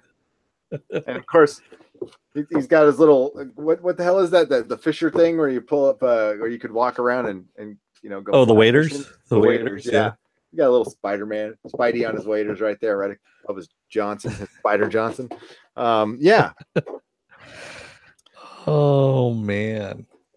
I saw that. I wish there were. If there was 3, I would have bought 3. I would have. I've never seen it anywhere else. It's probably on eBay, but yeah, I'll never get rid of that. Speaking of some not so good news, again, even more so, we got not so good news for the rest of this thing here. Unfortunately, Meltdown Comics in LA just announced that they're closing down on March 30th. Yep. So I'm sure you've all seen my 50 comic shops closing video, and I did another one about Meltdown. I talked about it briefly. This is the comic stores that are going to go down because of business practices by Marvel. There's a lot of factors going into what closes a comic store, but Marvel again did that little nudging over the cliff. And you know, it's like too little too late. They're doing this fresh start thing. I talked about it on the live stream last night on Comics Division channel. We talked about the Marvel fresh start, and I'm actually going to be back there next Thursday. We're going to talk about like we're going to try to be positive. So we're going to like, what can a comic store do now to get more readers in? Because it really is on them. Like Marvel's not going to ever help you. And if you go into the comic industry thinking Marvel's going to help you, then you're going to go down because they're never going to fucking help you. So, and they honestly don't have to. They're just your supplier. That's all they are. So it's kind of up to the comic, owners now to I know they're all, you know, running on shoestring budgets and everything, but dude, if you want to keep a comic store, it's time to man up and get to work. We were talking about this in messaging today back and forth about there was an article on IO9 about one of the writers who writes for comics, by the way, who says that he doesn't like going to comic book stores because he admittedly came in his teenage years. He had never been in a comic book store before until his teenage years. The store that he went into was horribly stocked and didn't have a good staff or anything like that. And other people in the comments were actually saying that's the reason why they don't go into comic book stores either.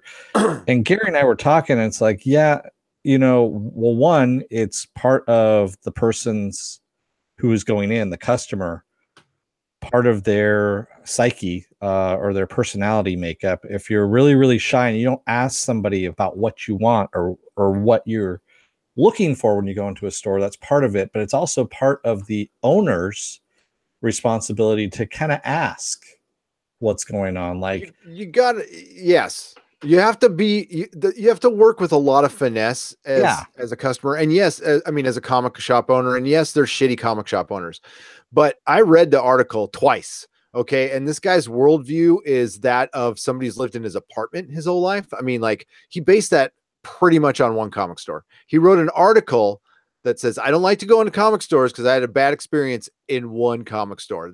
That is a millennial cry blog. That is not an article. That's why IR9 is fucking trash. Excuse me. I'm cussing. I'm looking for it now. And I mean, the comic industry doesn't need it. Of course, there's shitty comic stores. The Simpsons had the whole comic book guy that Dennis pointed out. Yeah.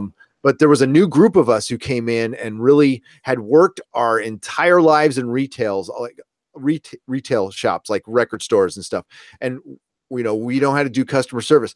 And I can say this freely now because I don't have a store. There is that customer who will write you a bad fucking Yelp review because he wants to be left alone, but he wants you to treat him like royalty. So I got to read his mind. I got to lay out a red carpet for him, but I got to leave him alone when he wants to be left alone.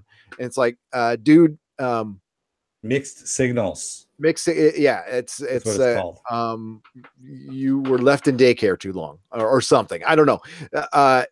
To write, especially if you're a writer of comics, that guy just, he did himself no favors. Yeah. He better just hope for online comics in the future, because any retailer who reads that, and then, when you're an independent comic maker, you have to call the comic shops and go, hey, will you carry my book and please consider me in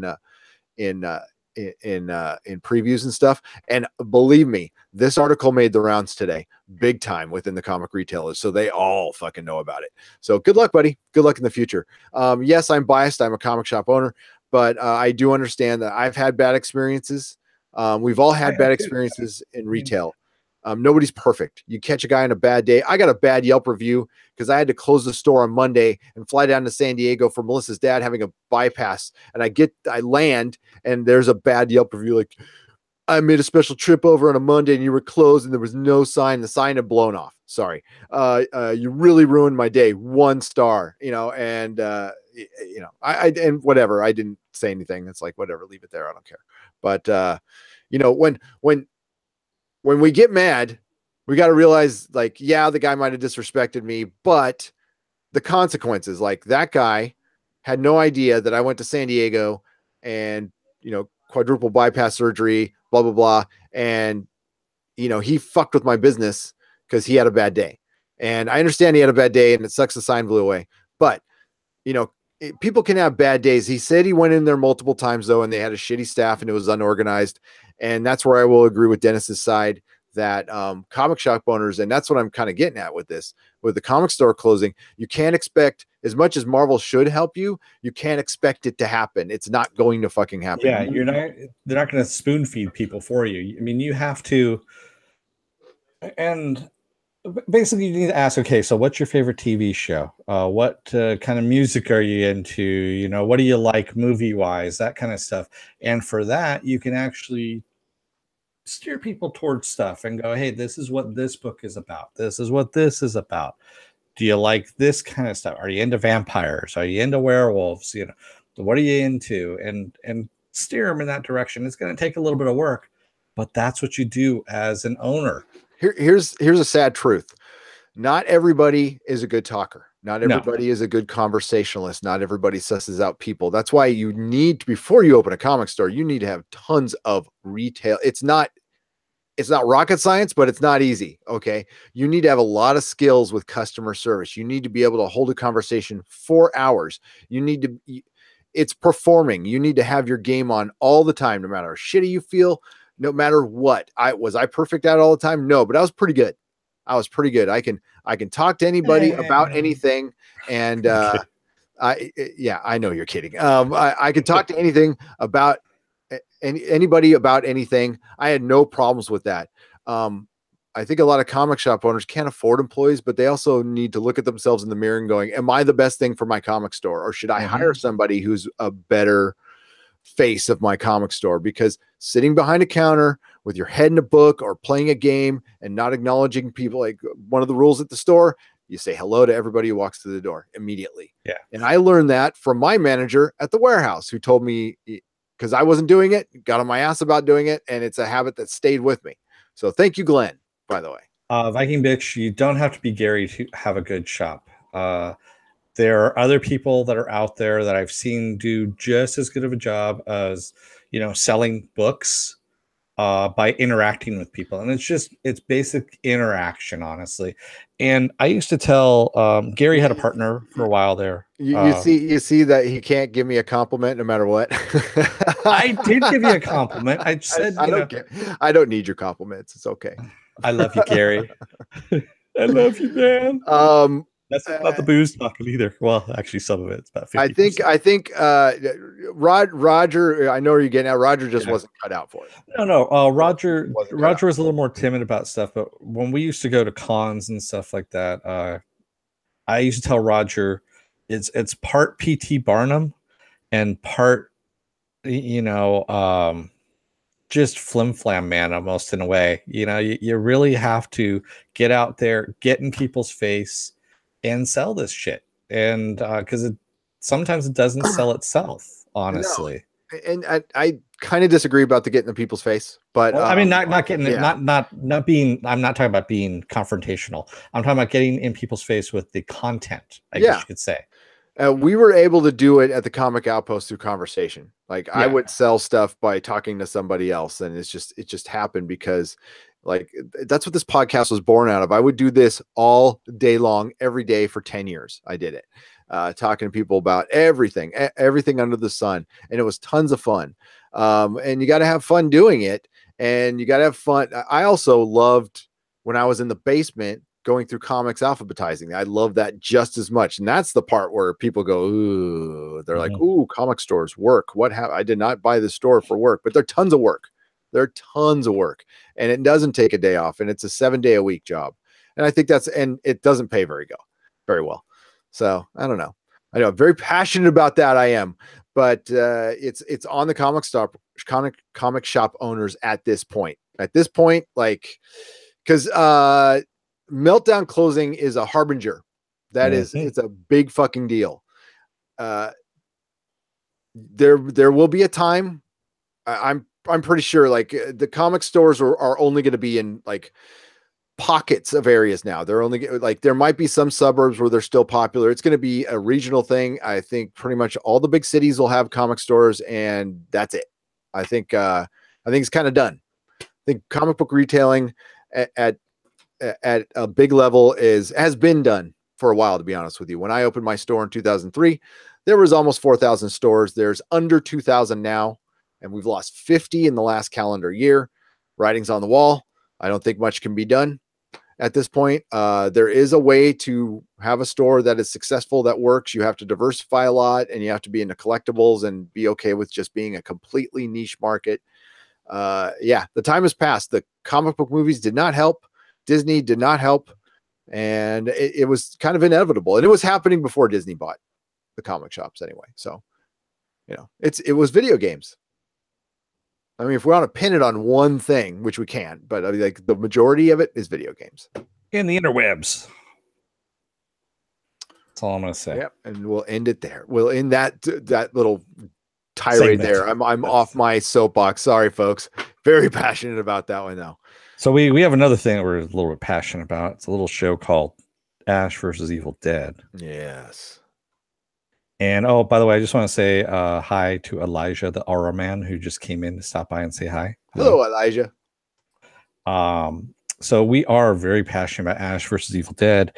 And actually, when we were filming or recording our show on Monday with Susan, if you haven't watched, by the way, Susan's awesome on that show. Susan's a lot better brilliant. than us. Yeah. And she actually brought this up that Bruce was in Dublin, Ireland, and he was doing a signing for his book, Hail to the Chin. And he had said, and actually we found the video on this too, I posted it up, that according to Bruce Campbell, if Ash versus Evil Dead isn't renewed for a season 4 on Stars, there isn't going to be a movie. An Evil Dead movie, and Ash is quote unquote done. I believe that. He's been getting a lot of shit, according to Susan. This is per Susan, for quote unquote blackmailing the fans. But at this point, I think that's what you got to do. And I think that's what he's doing now. In reality, I think there could be a movie. I think that's always a possibility. I think with enough time, there would be. But the thing is, there's no interest right now. The ratings are horrible. They're pretty fucking bad. The interest in the show is way down. And this show had the best buzz of any show. But this is living proof that do not take more than a year. Unless you're going to, I don't know. Knock it out of the park, unless you're really going to knock it out of the park. I mean, and granted, the season isn't bad. It's just, it doesn't live up to season 1 and 2.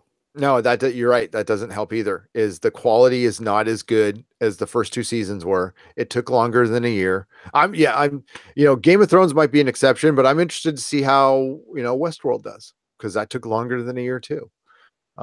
Expanse did well, taking longer than a year in the past, but we'll see, because it took longer than a year this time too.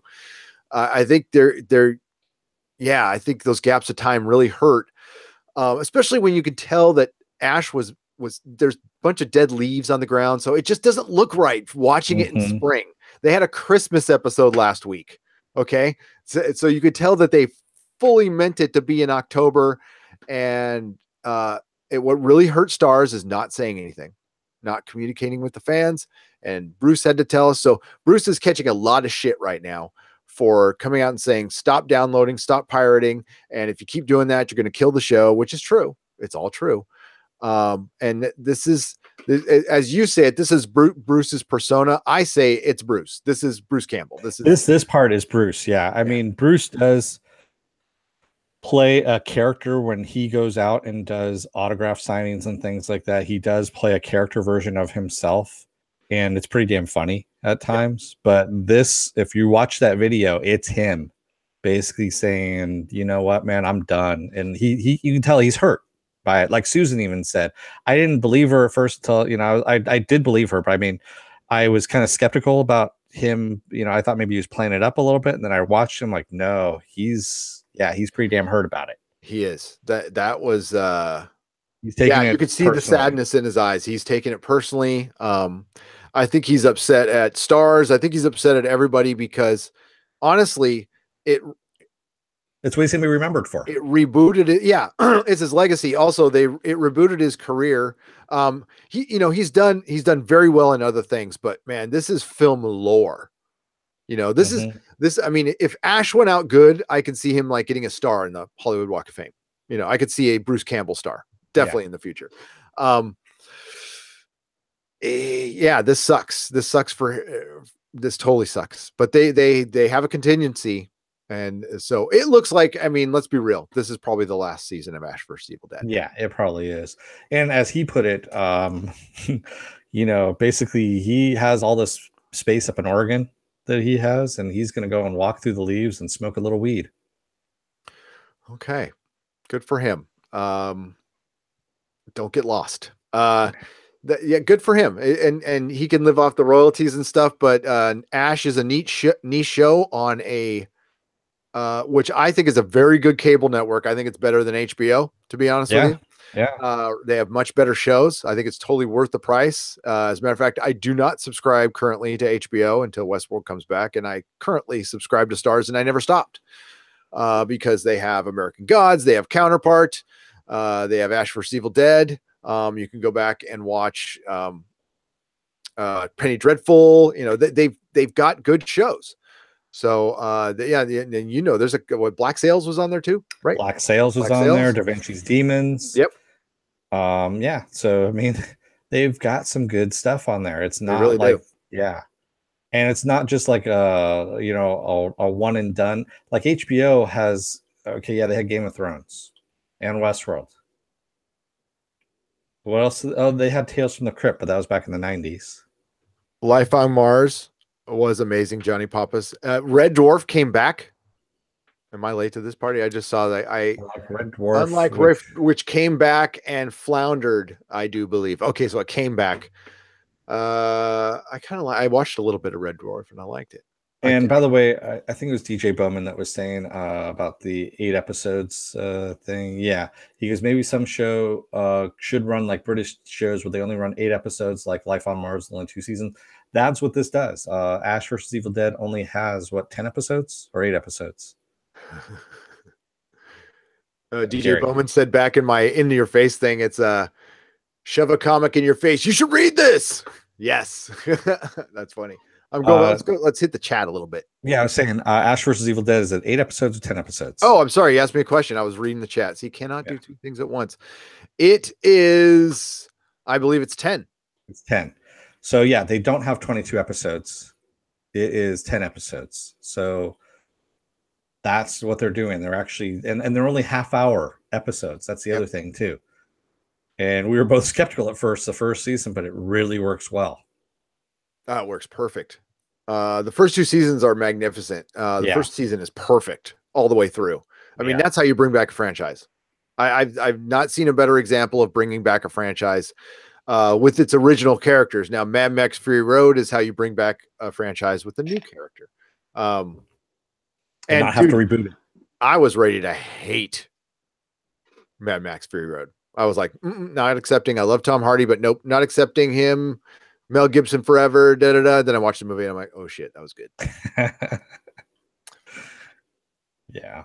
But I can admit it. I'll freely admit it. I'm going to scroll up here into the comments. comments. Yeah, let's get into the comments and go on for like another 10, 15 minutes. All right. Yeah. So we're going back to the whole Neo thing and that. And of course, talking about Star Wars, where we went on and on and on. Actually, I said Ghost World went on and on and on. That's all I'm going to say. Well, read it. Well, no, we're going back to this. Okay. Hey, Doug Johnson, what's up? Spaced ran for 2 seasons of 6 episodes each. Perfect, he says. Agreed. Hi, Doug. Thanks for the material today. Viking Bitch says, by the way, Gary, I did answer your Farscape question, but you will have to scroll up. I'll have to scroll up. Oh, wow. Dude. Yeah. And she bothered to write it. I'm going to scroll. Okay, you go. Keep going down. I'm going to scroll up. All right, cool. That sounds good. We talked about the Netflix Witcher series. And we already talked about that. And Johnny Papa says that webvan party was off the hook in reference to my working through the .com explosion in the 90s. Yes, it was. It was off the hook, what I remember of it. We talked about George Lucas breaking ground in his museum. Sorry, I keep hitting my microphone there with my chin. And Dante S says, Dennis is the king of the detailed. He won't like it in regards to Star Trek Discovery. Is that true? What? That, again, I was reading through the comments. Sorry. Dante S says, Dennis is the king of detailed. He won't like it in regards to Star Trek Discovery. He won't like Star Trek Discovery because he decided before he watched it he didn't like it. No, I saw the first episode. I didn't like it. The first episode looked like Darius. Wow. Darius. My name is Darius now. Your name is Darius now. I was thinking of my friend Darius. No, Dennis is very firm in his beliefs. He sticks with them. Sometimes are no, he the details will drive him nuts. That will be the first thing that makes him insane. Is the canon fuck ups and then the horrible writing in some aspects. There's actually some good in it. There is. I'm not kidding. There's some stuff that is really interesting. The mirror stuff is the best stuff and they should have just stayed there. I will keep an open mind when I watch it. I'll try. Penn Farm Girl asks you, Gary, have you found time to check out Frankenstein Chronicles yet? Which I did. I did. It didn't grab me in. I'm gonna give it another chance, but I watched the first episode and I was just kind of okay. I mean, I love Sean Bean. I do. I just didn't like. I don't know. There's something that didn't yank me in, but I'm gonna give it another chance. I will. But I did get a chance to see the first episode. But I was expecting a little more like supernatural than I got. It's more like grounded. Oh, speaking of supernatural, next Thursday, another CW show we don't watch. What's up? The Scooby Natural is going to air. Oh yeah, that's cool. I'm going to watch that because that is going to be awesome. And by the way, for those of you who don't know what that is, Supernatural is doing an entire animated episode where they get sucked into the Scooby-Doo universe and interact with Scooby-Doo and gang. I think that's going to be a lot of fun. We're not going to be doing any kind of podcast coverage of it. I just think it's fun just to watch. That's all. Yeah. Brewer Mansion. I'm like trying to go. Yeah, this guy. I'm not going to be able to see that. Sorry. Okay. You know, it's Viking Bitch. My wife tells me the same things. It's like, just tell me what you text me. She's all, no, I text you. Read the text. I'm like, you're not going to tell me. She's all, nope. I'm like, God damn it. So I got to go scroll through and find the text. So, yeah. Ed Brewer says, going out of business sign and window for 6 years in regards to KB Toy and Hobby. Sorry, Viking Bitch. Is it that it got better with age, not worse? Comment. I could be wrong on that one. Say that again, Dennis. Edward Brewer said, going out of business sign and window for 6 years in regards to KB Toy and Hobby. Yes. 6 years. Maybe it was 6 years. It just felt like 10. Yeah, it did feel like 10. DJ Bowman also says Toys R Us will add pizza to the store and rip off Chuck E. Cheese. A giraffe eating pizza. Toys Pizza R Us. Oh, hey, whatever gets the kids. If you serve beer, which I think made Chuck E. Cheese survive when they started serving beer, that was just genius. Because there's no way you can actually sit there with kids without any kind of alcohol. And I did. And, well, you can, yeah. It really made me want to drink beer. That's why I had to leave. I know. Like that's the closest I came to drinking. Was the 2 hours I spent at Chuck E. Cheese. Yeah. So GI Spider Joe. GI Spider Joe. In regards to Redneck Spider-Man, that came from DJ Bowman. Bankovich says, okay, I can repeat, Gary. You seem to like a lot of things I like, so I will. You will like Farscape. John is a likable character that I think you will relate to. Awesome. You know what? It says a lot about the series that it's not in some bargain rack. Okay, I think the fact that the Blu-ray costs $100 still and the seasons are $35, that means people are still buying the shit out of those Blu-rays because they aren't getting cheap. And that's very similar thing with Doctor Who. You can't get singular Doctor Who Blu-ray sets for anything cheaper than like $30 a piece. When unfortunately you can get entire Battlestar Galactica for $49, which I love.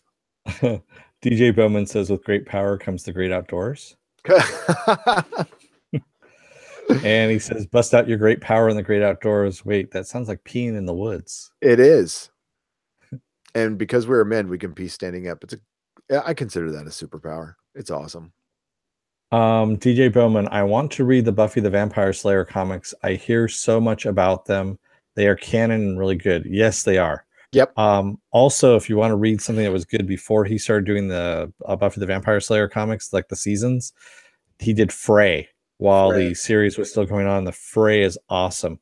As a matter of fact, Frey, the axe that they have, was introduced into the actual TV series near the end there from the comics. So in the final season. Yeah. So Frey actually played a part in the final season of Buffy. Yeah. I know he's doing season 11 12, seasons. 11 or 12.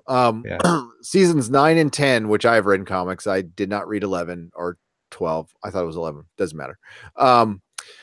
Were excellent. And Brian K. Vaughan comes in and writes a few and does a better job, to be honest with you. And even if you want to be an uber fan, go back and read some of the old Dark Horse comics. They're very good. Joss wrote a couple of those, but not many. Those are really good too. I love the Buffy comics. Buffy and X-Files had the best comics for properties, had the best comics. Mark Maginot says, I don't think there will be a 4th season of The Expanse. I unfortunately agree. It really looks like they're wrapping it up, and that sucks. Sci-Fi, they didn't promote the show enough, man. It's got buzz. Everybody watches it, loves it. It's got a huge fan base, but they have not made it bigger. I mean, it's got a passionate fan base. It's not huge. Also, it's probably expensive to make. It is, but it really needs 4 seasons. I want them to get 4. If they got one more, that'd be rad. And they're not hyping it nearly enough, in my opinion. Nearly enough. They had a good thing at Comic-Con, though, so that's kind of a good sign. Plus, you need to have sci-fi shows on Sci-Fi Network. Mm-hmm. You do. I hope somebody else picks up The Expanse. I hope they... because that will... I mean, you will see an outcry if they announce a cancellation of that.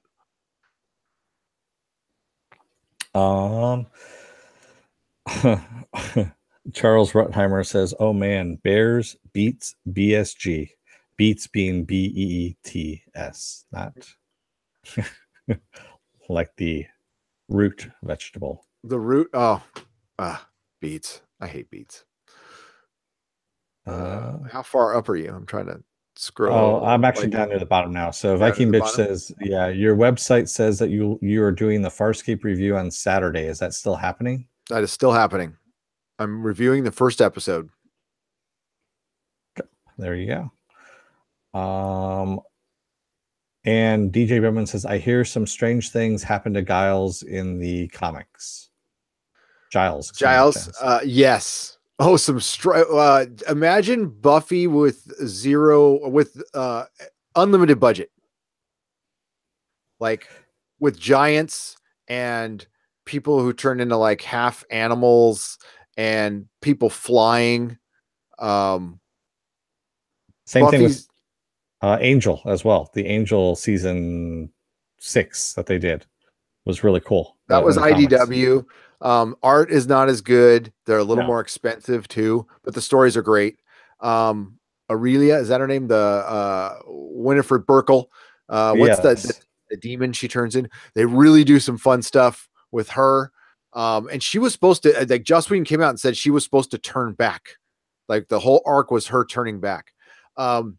I really think they're gonna bring back Buffy in some way, shape, or form. Absolutely, and it won't be a reboot. They'll bring the original cast back. It'll be huge. Yeah, it keeps popping up more and more. Like, what's her name? Alyssa Milano actually tweeted out the whole thing about the Buffy reboot.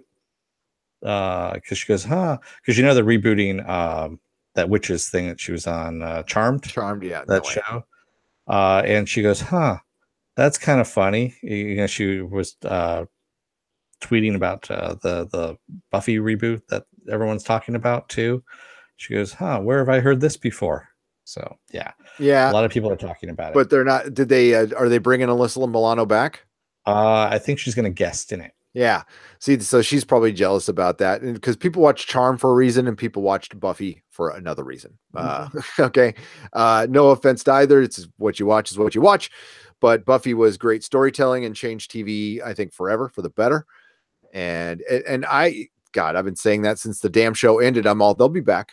They'll 100% be back in a movie or something.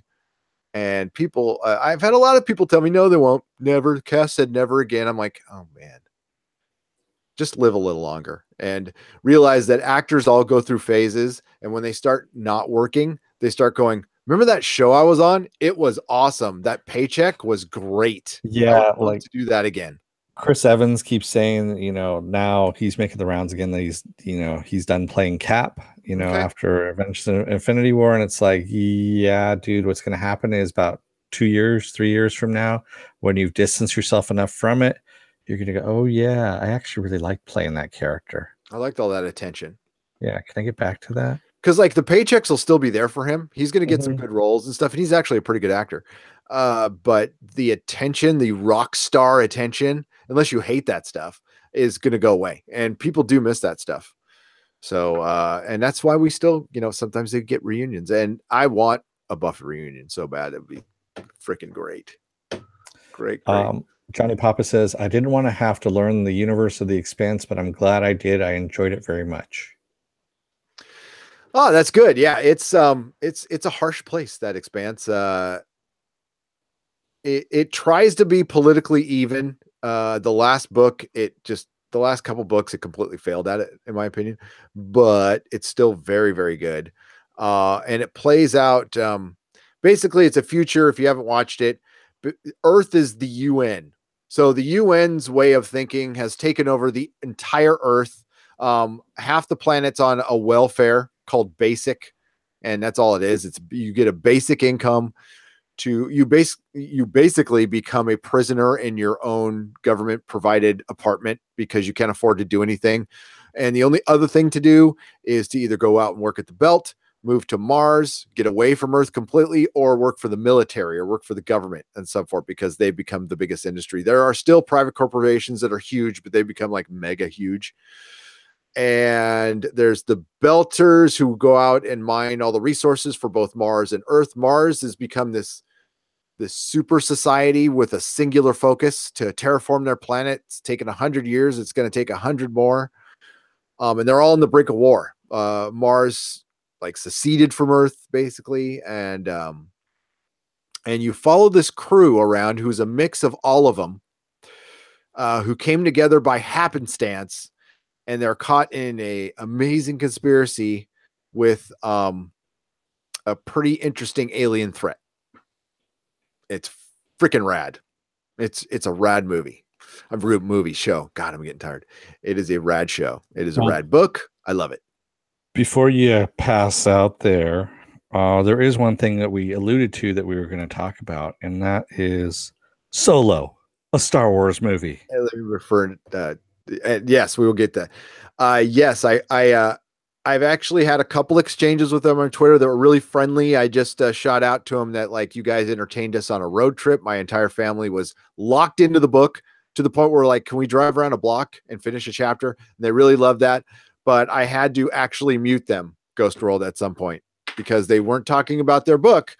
They were talking about president, blah, blah, blah, and all this freaking political shit, which I don't like to. I've muted very good friends on Facebook because they just can't let shit go. So it's not healthy to complain about stuff for a year straight. Anything. So yeah, unfortunately, I like to talk about what Dennis and I are talking about right now. This is what I talk about. It's the only thing I have control over in my life.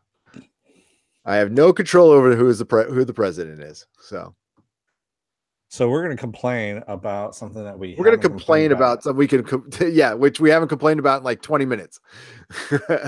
And that is going to be Solo, a Star Wars movie. We're going to make some box office predictions here. Yes. Gary, what do you think?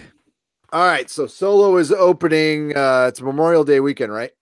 I believe so. Yes. In May. That's usually when Memorial Day is. So yeah. I saw I was reading DJ Bowman's. The Lone Gunman said something about the show Earth 2 on the X-Files. Ooh, I want to know about that. Okay. So Solo, Star Wars story opens on Memorial Day, correct? Correct. And Infinity War is now opening a full month before that. But in between is what's in between? When's Deadpool 2 coming out? Is it right after Solo? Deadpool 2 is May, I believe. I want to say it's like May 2nd. Oh, this is all important to this prediction here. Because it's May 18th. So it's 1 week before Solo. Okay, so here's my prediction. Wow.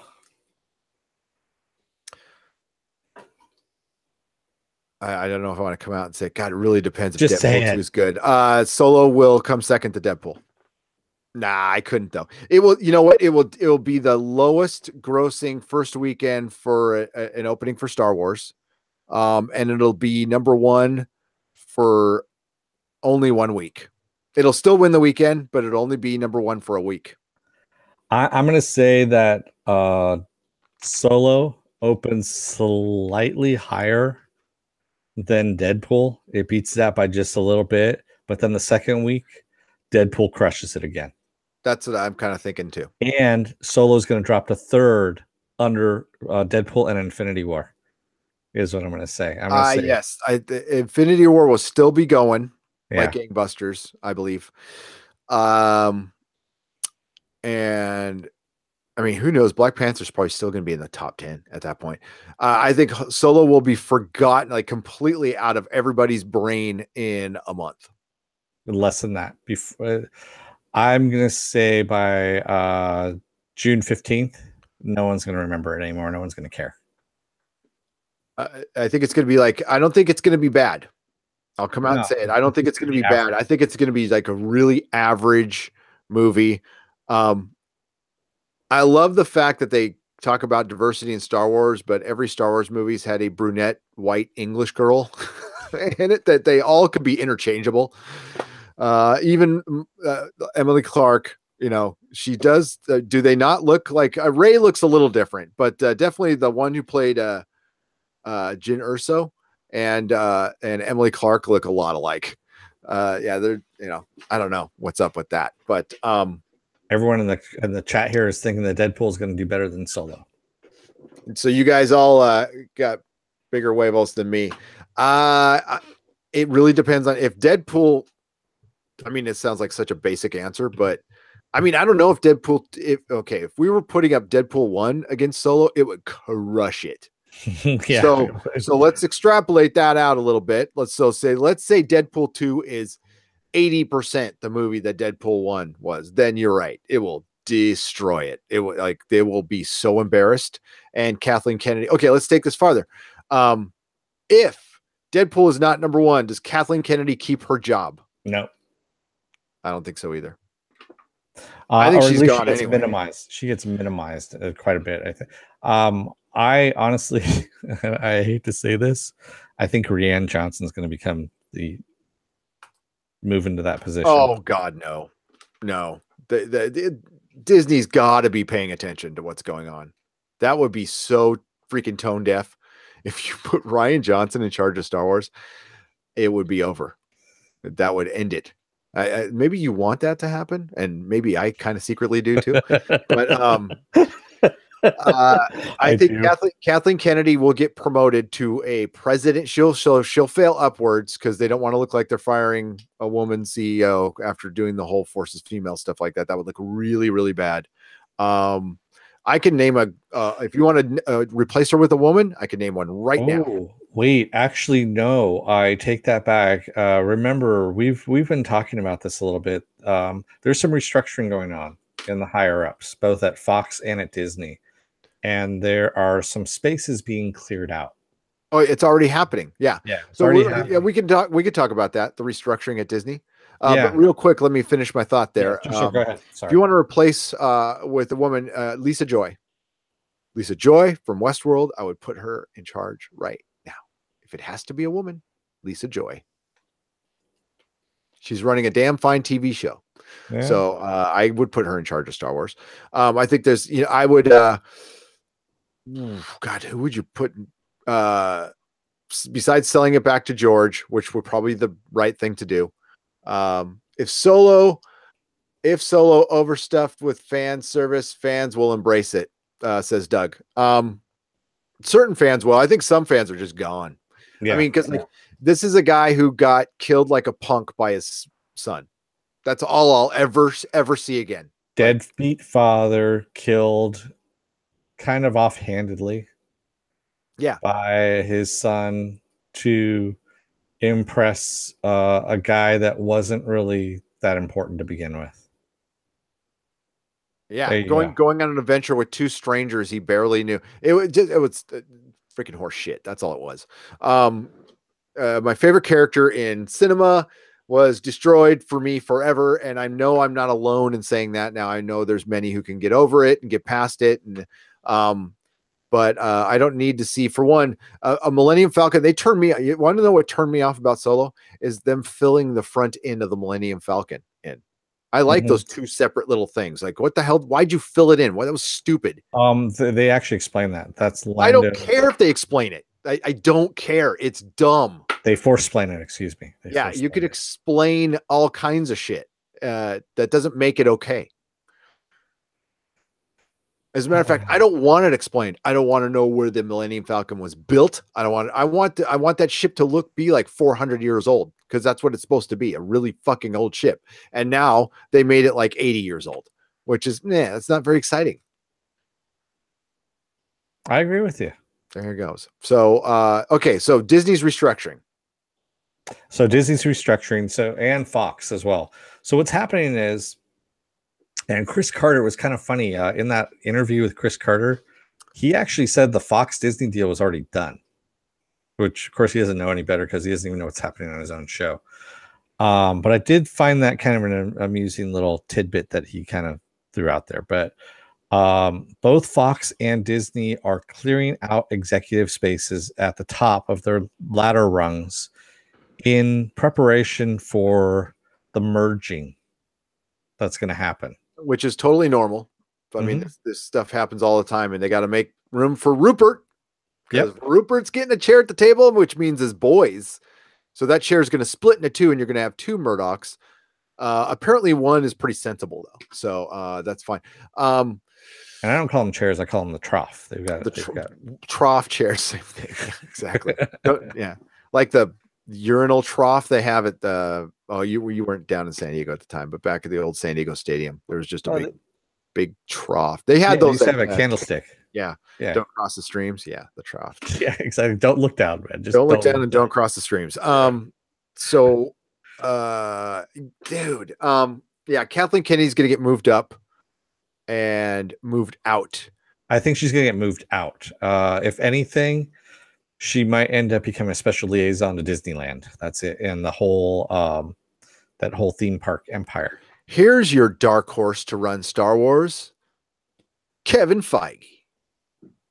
He'll have done, you know what? It's a great time to exit Marvel right now. You're at the end. You're at the 20th movie. It's not going to continue let me finish. Yeah, okay. Don't say no.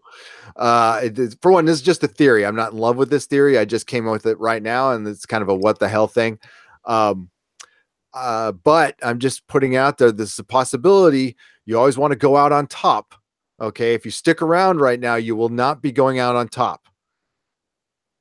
If you stick around for the fuck ups to happen later, which are going to happen. I mean, it's just law of diminishing returns. The MCU is not going to continue as it. No, it's not going to. Yeah, all their stars. This would be a perfect time for him to either become the CEO of Disney outright, but he's got to wait a couple of years, or maybe before that, he goes rights the ship at Star Wars. I'm not saying he's right for the job, but he's been the most successful with cinematic universes in the history of mankind. So, and he's right there in the building. I could see it happening. Well, Iger is supposed to retire now. He's stated in 2020. Yep. He's extended out to 2020.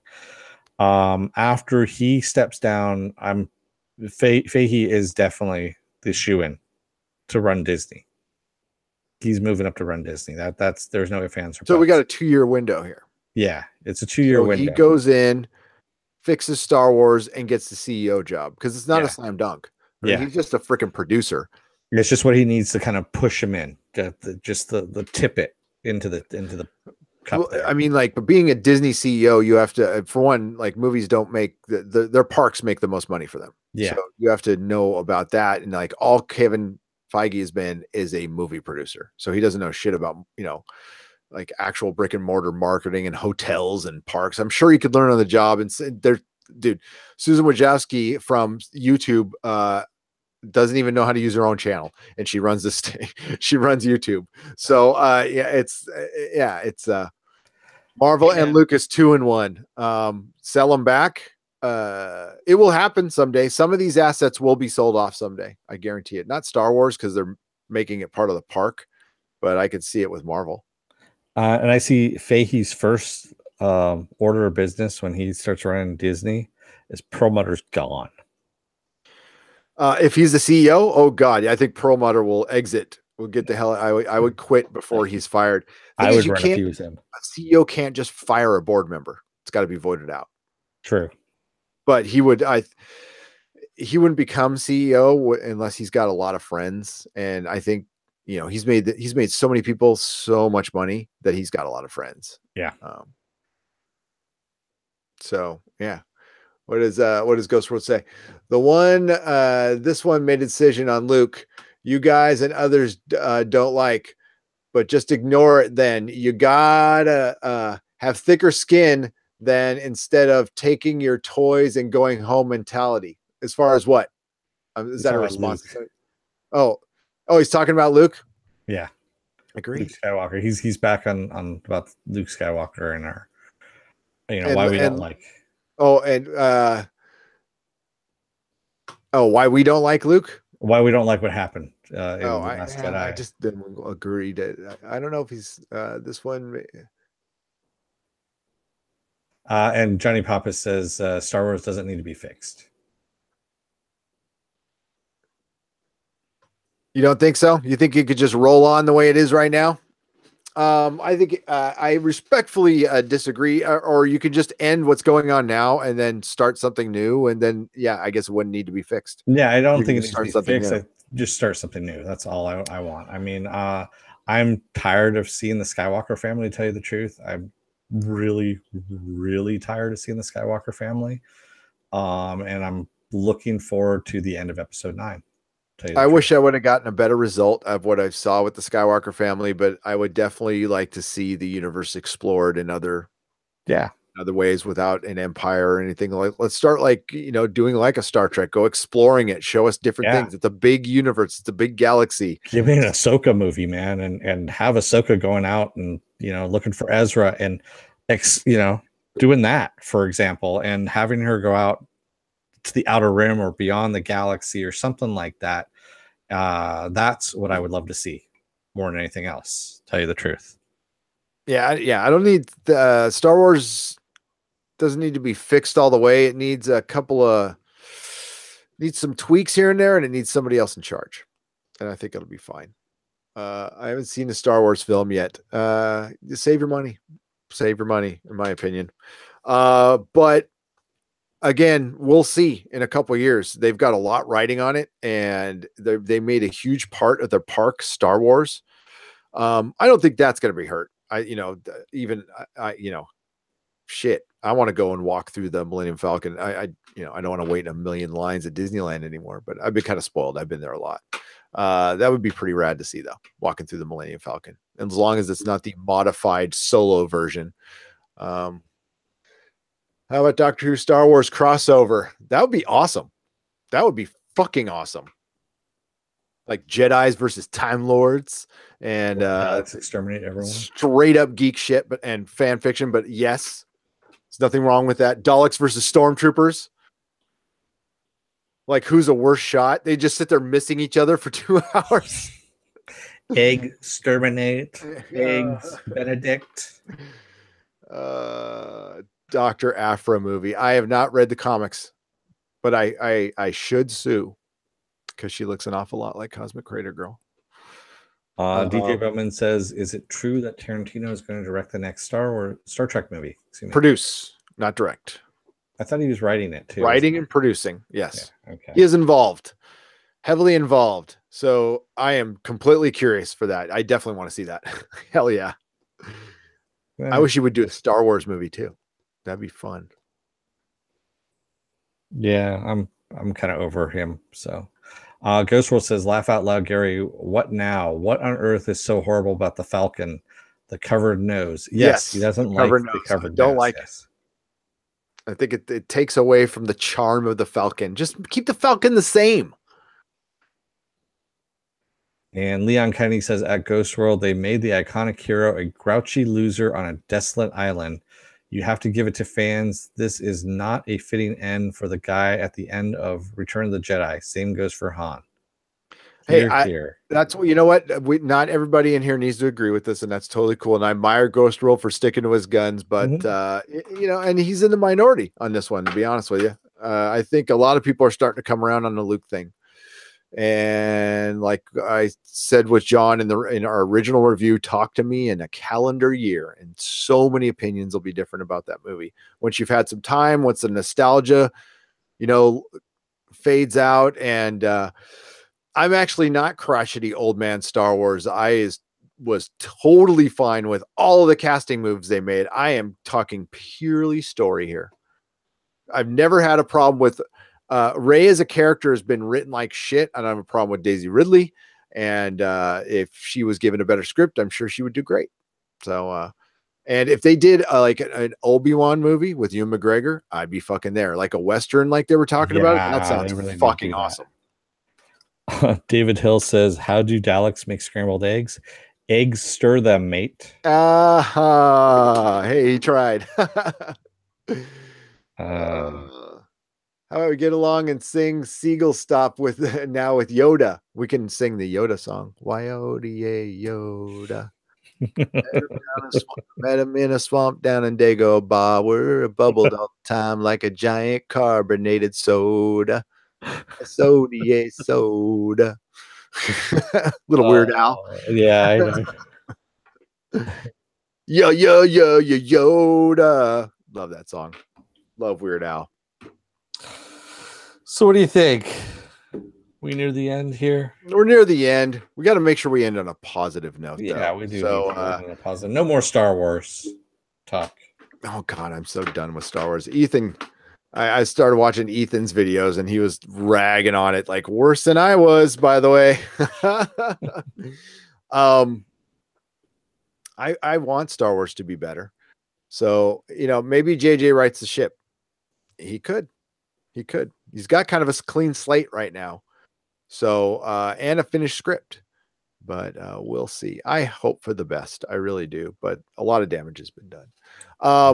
This was a fun podcast though. This was a little spicy. It was salty. It was fun. We had a lot of great people in the chat. We had a few people actually watching us, and that's awesome. So our next thing is going to be Saturday. I am going to review Farscape episode 1, which I'm going to watch right after this podcast. Then Sunday, we're going to be doing a special. I don't know what we're going to call it yet, but it's going to be Dennis and I debating the CW shows. It's going to be called Sunday. Anyone like Calvin and Hobbes? Everybody likes Calvin and Hobbes. Love Calvin and Hobbes. Calvin and Hobbes sucks. I really hated how they changed the stripes and the inconsistency of the storytelling. I was not a fan of how SJW Calvin and Hobbes. No, sorry. I was not a fan of how, not in the real world that Calvin was living in at the time, that Hobbes was an imaginary character. fuck that. Sorry. That's okay. That's okay. I have that big slipcase book. I fucking love Calvin and Hobbes. Yeah. One of my favorite Sunday strips that he did that has never been reprinted. I don't even think it actually made it into that book, the big book, was and I still have it floating around here someplace in one of my boxes. It's, you see this guy at the office and he looks over the cubicle and goes, "Hey Dave, I'm gonna go get some coffee. You want some coffee?" He's like, "No, I'm good, thanks."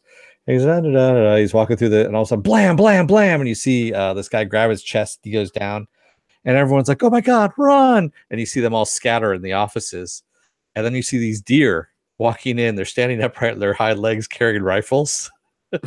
And you see Calvin standing in the front of the class, and he says, "Yes, even though Dave did not make it home to his wife and kids that night, everyone knew that it was good, that it needed to be done to thin the herd because the humans had reached an overpopulation of 6 billion people." And then you see mom and dad sitting at the table and go, "Parent-teacher conference, your turn." That happens at our house all the time. Who's it now? But because it was an office shooting and all that kind of stuff, they completely omitted. There's only 2 Calvin and Hobbes they have ever omitted where they never will reprint them again. It was that one and one about Santa Claus, where it was Satan Claus. And it's just really, really dark. Oh wow. Yeah. Really? Uh-huh. And if I find it someplace, I'll scan it and I'll put it up for everyone. You gotta find it. Yeah, I know where it's at, so I'll grab it. It's great. It's the old newsprint, so it's a little yellowed and all that stuff. And yeah, it's awesome. I don't know. I was just totally thinking about when my kids really got into Orlando Bloom Has Ruined Everything. Remember that one? It's about some Lord of the Rings fans. It was a cool little book. My kids were super into it. Let's do what's this? I hate what they did to my Calvin. He wouldn't imagine a tiger. He'd imagine a lion because he's flawless like that. Well, I definitely like lions more than I like tigers. That's true because I'm a Leo. I like lions, tigers, and bears. Oh my. Sorry. Me and Ghost World will debate this till the end of time. Luke Skywalker is a very flawed character. He was a very flawed character. He was a little selfish. He was a bit of a brat in the beginning, and he really turned. He had a good story arc. Station, get some power converters, my friends. He had a great story arc that they completely ruined. So, it's all right. If people are cool with that, that's fine. It really is no skin off my back. It saves me a lot of money not buying Star Wars stuff. So, yeah. But that's cool. Girl, you do have the right spelling on that. It is Satan Claus. Satan Claus. I love that. I also want to shout out Krypton. I loved Krypton. Watched it again for a pilot. It's really solid. It looks like the best is yet to come for that show. Was totally down on that show. I know some of you in the chat were like, "Man, it's gonna suck." I was there with you. I was right there with you. I'm like, who in the fuck wants to? We all were. And it's good. It's good. Definitely check it out. Take the time to check it out. One of our commenters actually on YouTube, on the YouTube chat, comments there, said they're actually going to introduce Hawkman and Hawkgirl in there as well. Oh, yeah, I heard that. Oh, and they got Adam Strange in it right now, and there's a Game of Thrones actor, and there's some Sherlock actors, and there's some Da Vinci Demons actors. Oh, yeah. The writing is really solid. The sets are great. The effects are pretty fucking awesome, and definitely watch it. Definitely watch it. Ghost World says, "Damn it, I can't wait to watch Krypton 3 years from now." I know, right? That's about your time frame, yeah. Hopefully our station will still be around. You can go catch the recaps, or you'll probably be there anyway. So you don't need to watch the shows because, we really we recap the hell out of the shows. We tell you everything that happened. You don't need to watch them. Stretch Armstrong. Yeah, there's an animated Stretch Armstrong on Netflix. They have a super team and all that. Oh, and by the way, the Spice Girls are going to be doing an animated superhero show. I shit you not. I just read about that before we went on, and I started laughing. I need to put that article. Well, all those people who smoke pot to Rick and Morty now have something to smoke pot to now. Oh yeah, because Rick and Morty ain't coming back. Possibly. Right now they're in contract negotiations. Yeah. Well, I mean, it makes them a ton of money. I think it actually come back, but I think they are actually that sick of Dan Harmon where they're actually thinking about canning like their most profitable show. You must be really bad, really, really bad. You know, also all the writers for that show too are really pissed off at the slowness of this as well, because the process of negotiation. Well, no, not only the process of negotiation, but also Dan Harmon coming up with ideas so they can write the stuff, because he has to map out where they're going with these episodes as well. So because he's a not very functional alcoholic. No, that makes life tough, and that actually is sad. I feel very bad for him for that. That being said, though, that's there's what we're going through right now is a lot like the writer's strike. That's why we've gotten all these 3-year contracts that I think you were bringing up. Like a lot of people are just getting 3-year contracts in the entertainment industry right now. Football players are only getting 3-year contracts because remember the NFL TV deal expires in 3 years too. So in 3 years, it's going to go down. Like there's going to be bunches of strikes and stuff. And I think unions will actually be broken because if they do start moving the entertainment industry up north here, there is no unions up here. And the whole thing, I think it really will turn into like the studio thing. Like you'll do a Netflix exclusive contract for a certain amount of time. And, the process of their paychecks, damn straight. That's how you got to look at it. I'd be pissed about that too, to be honest with you. Charles Rottheimer, I don't lie to you guys. I tell you all the news I've got. So yes, it is true that Spice Girls are doing animated. I want Charles is all don't. I got too excited. No, I'm just kidding. I peed don't get my hopes up. Don't do that to me, Dennis. I'm actually going to watch that because car accident. Yeah. No, I don't want to see it. I got it now. I mean, that's like the same exact reason why I would watch a Quentin Tarantino Star Trek. I'm like, that's just crazy enough to work. You crazy kids. Yes. All right. So real quick, you can find all of our podcasts and video at nerdrotic.com. If you have not subscribed, please do so. We have a lot of great subscribers, great people in the chat. People don't, it's not a bunch of sycophants in there. That's for damn sure. Because, hey, come to Nerdrotic for the snap judgments, stay for the uninformed opinions. That's what we are. Yeah. So definitely the chat makes this show. The people in the chat makes this show. That's why we love to do it. And you guys are the best. And there is so damn many of you tonight. I'll start at the top. But if I forget anybody, Dennis, please back me up there. DJ Bowman, Johnny Pappas, Viking Bitch, Edward Brewer, Penn Farm Girl, Doug Johnson, my old friend Doug Johnson, who I want to get on the show actually. Eli the Araman. Am I saying that right, Dennis? I think so. Yes. Aruman. Sorry, Eli. I couldn't pronounce it either. So Leon Kennedy. Good stuff tonight, Leon. Yes. Scrolling down. Charles Rottheimer. Mark Ghost Maginot. World, of course. Mark Maginot. Viking Bitch. And I've said Viking Bitch. We can say her twice because she's a patron. That's right. I know we had some Brian L. There you go. And David Hill. Because he came in near the end. Some people have come in near the end here. That's why that is cool. And I want to thank our patrons real quick too. So yeah, thank our patrons. Right. Damn, I lost that graphic. The next video, I got the graphic already. It's all kind of cool. It's got so the new girl that on our art is the same one as before. It's Cosmic Crater Girl, and it was a different pose that Derek drew.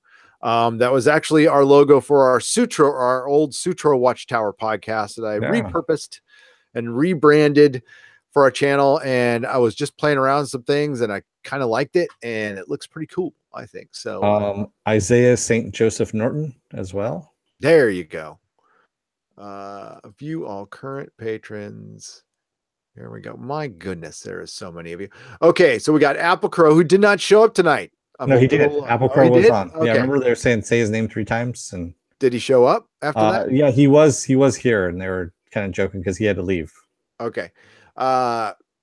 Kristen Conan, Shakuri Lama, Eric, Richard, Seth Jones, the wonderful, talented, awesome Viking bitch, Lawrence Howe, Isaiah Norton, JD Gallo, Fanon Ruff, Penn Farm Girl, Brian Smart, and Arturo Espinoza.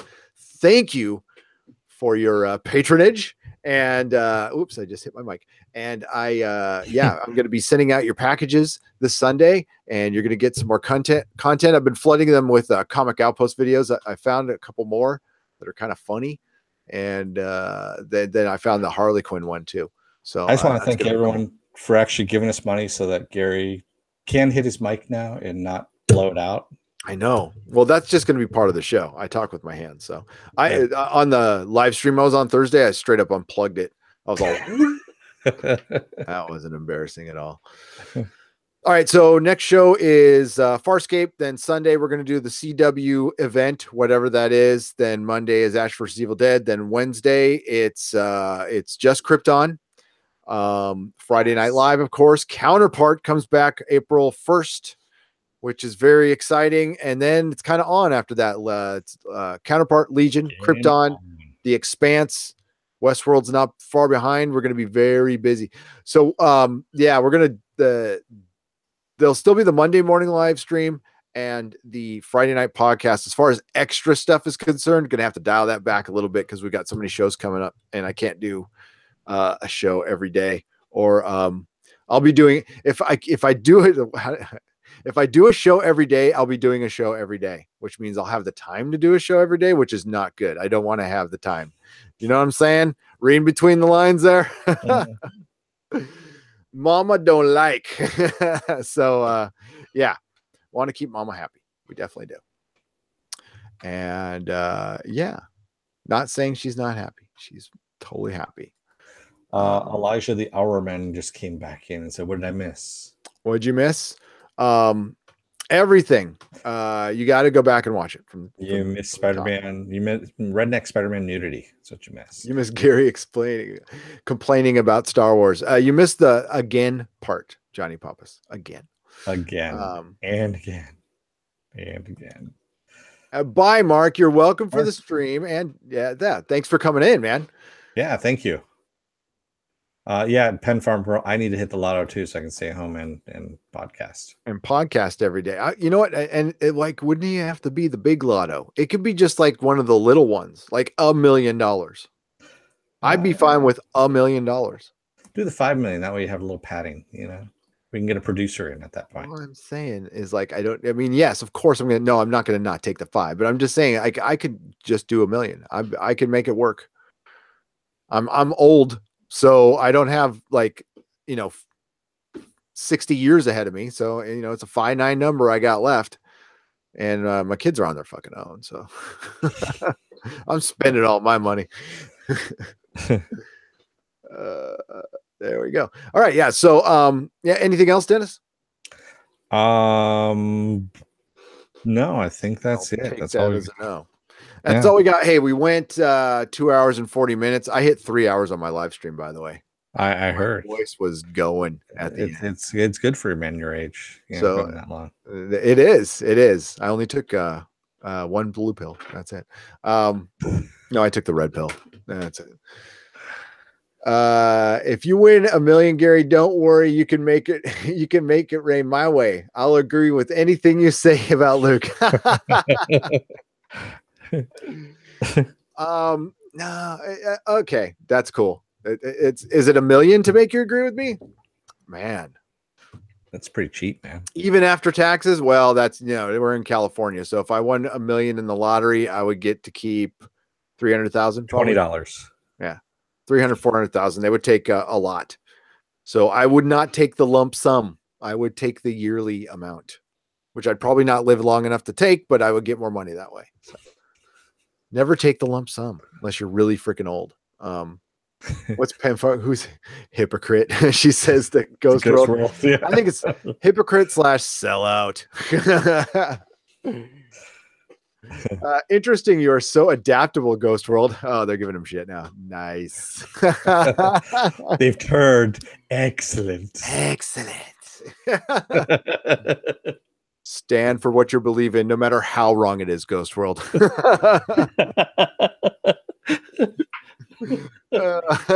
Own up to your mistakes, man. It is. Stick with all right.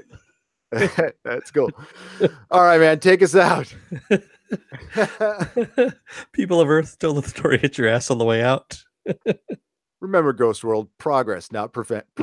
Not perfect. I just tripped all over that one. Oh, that was actually perfect. Goodbye, everybody.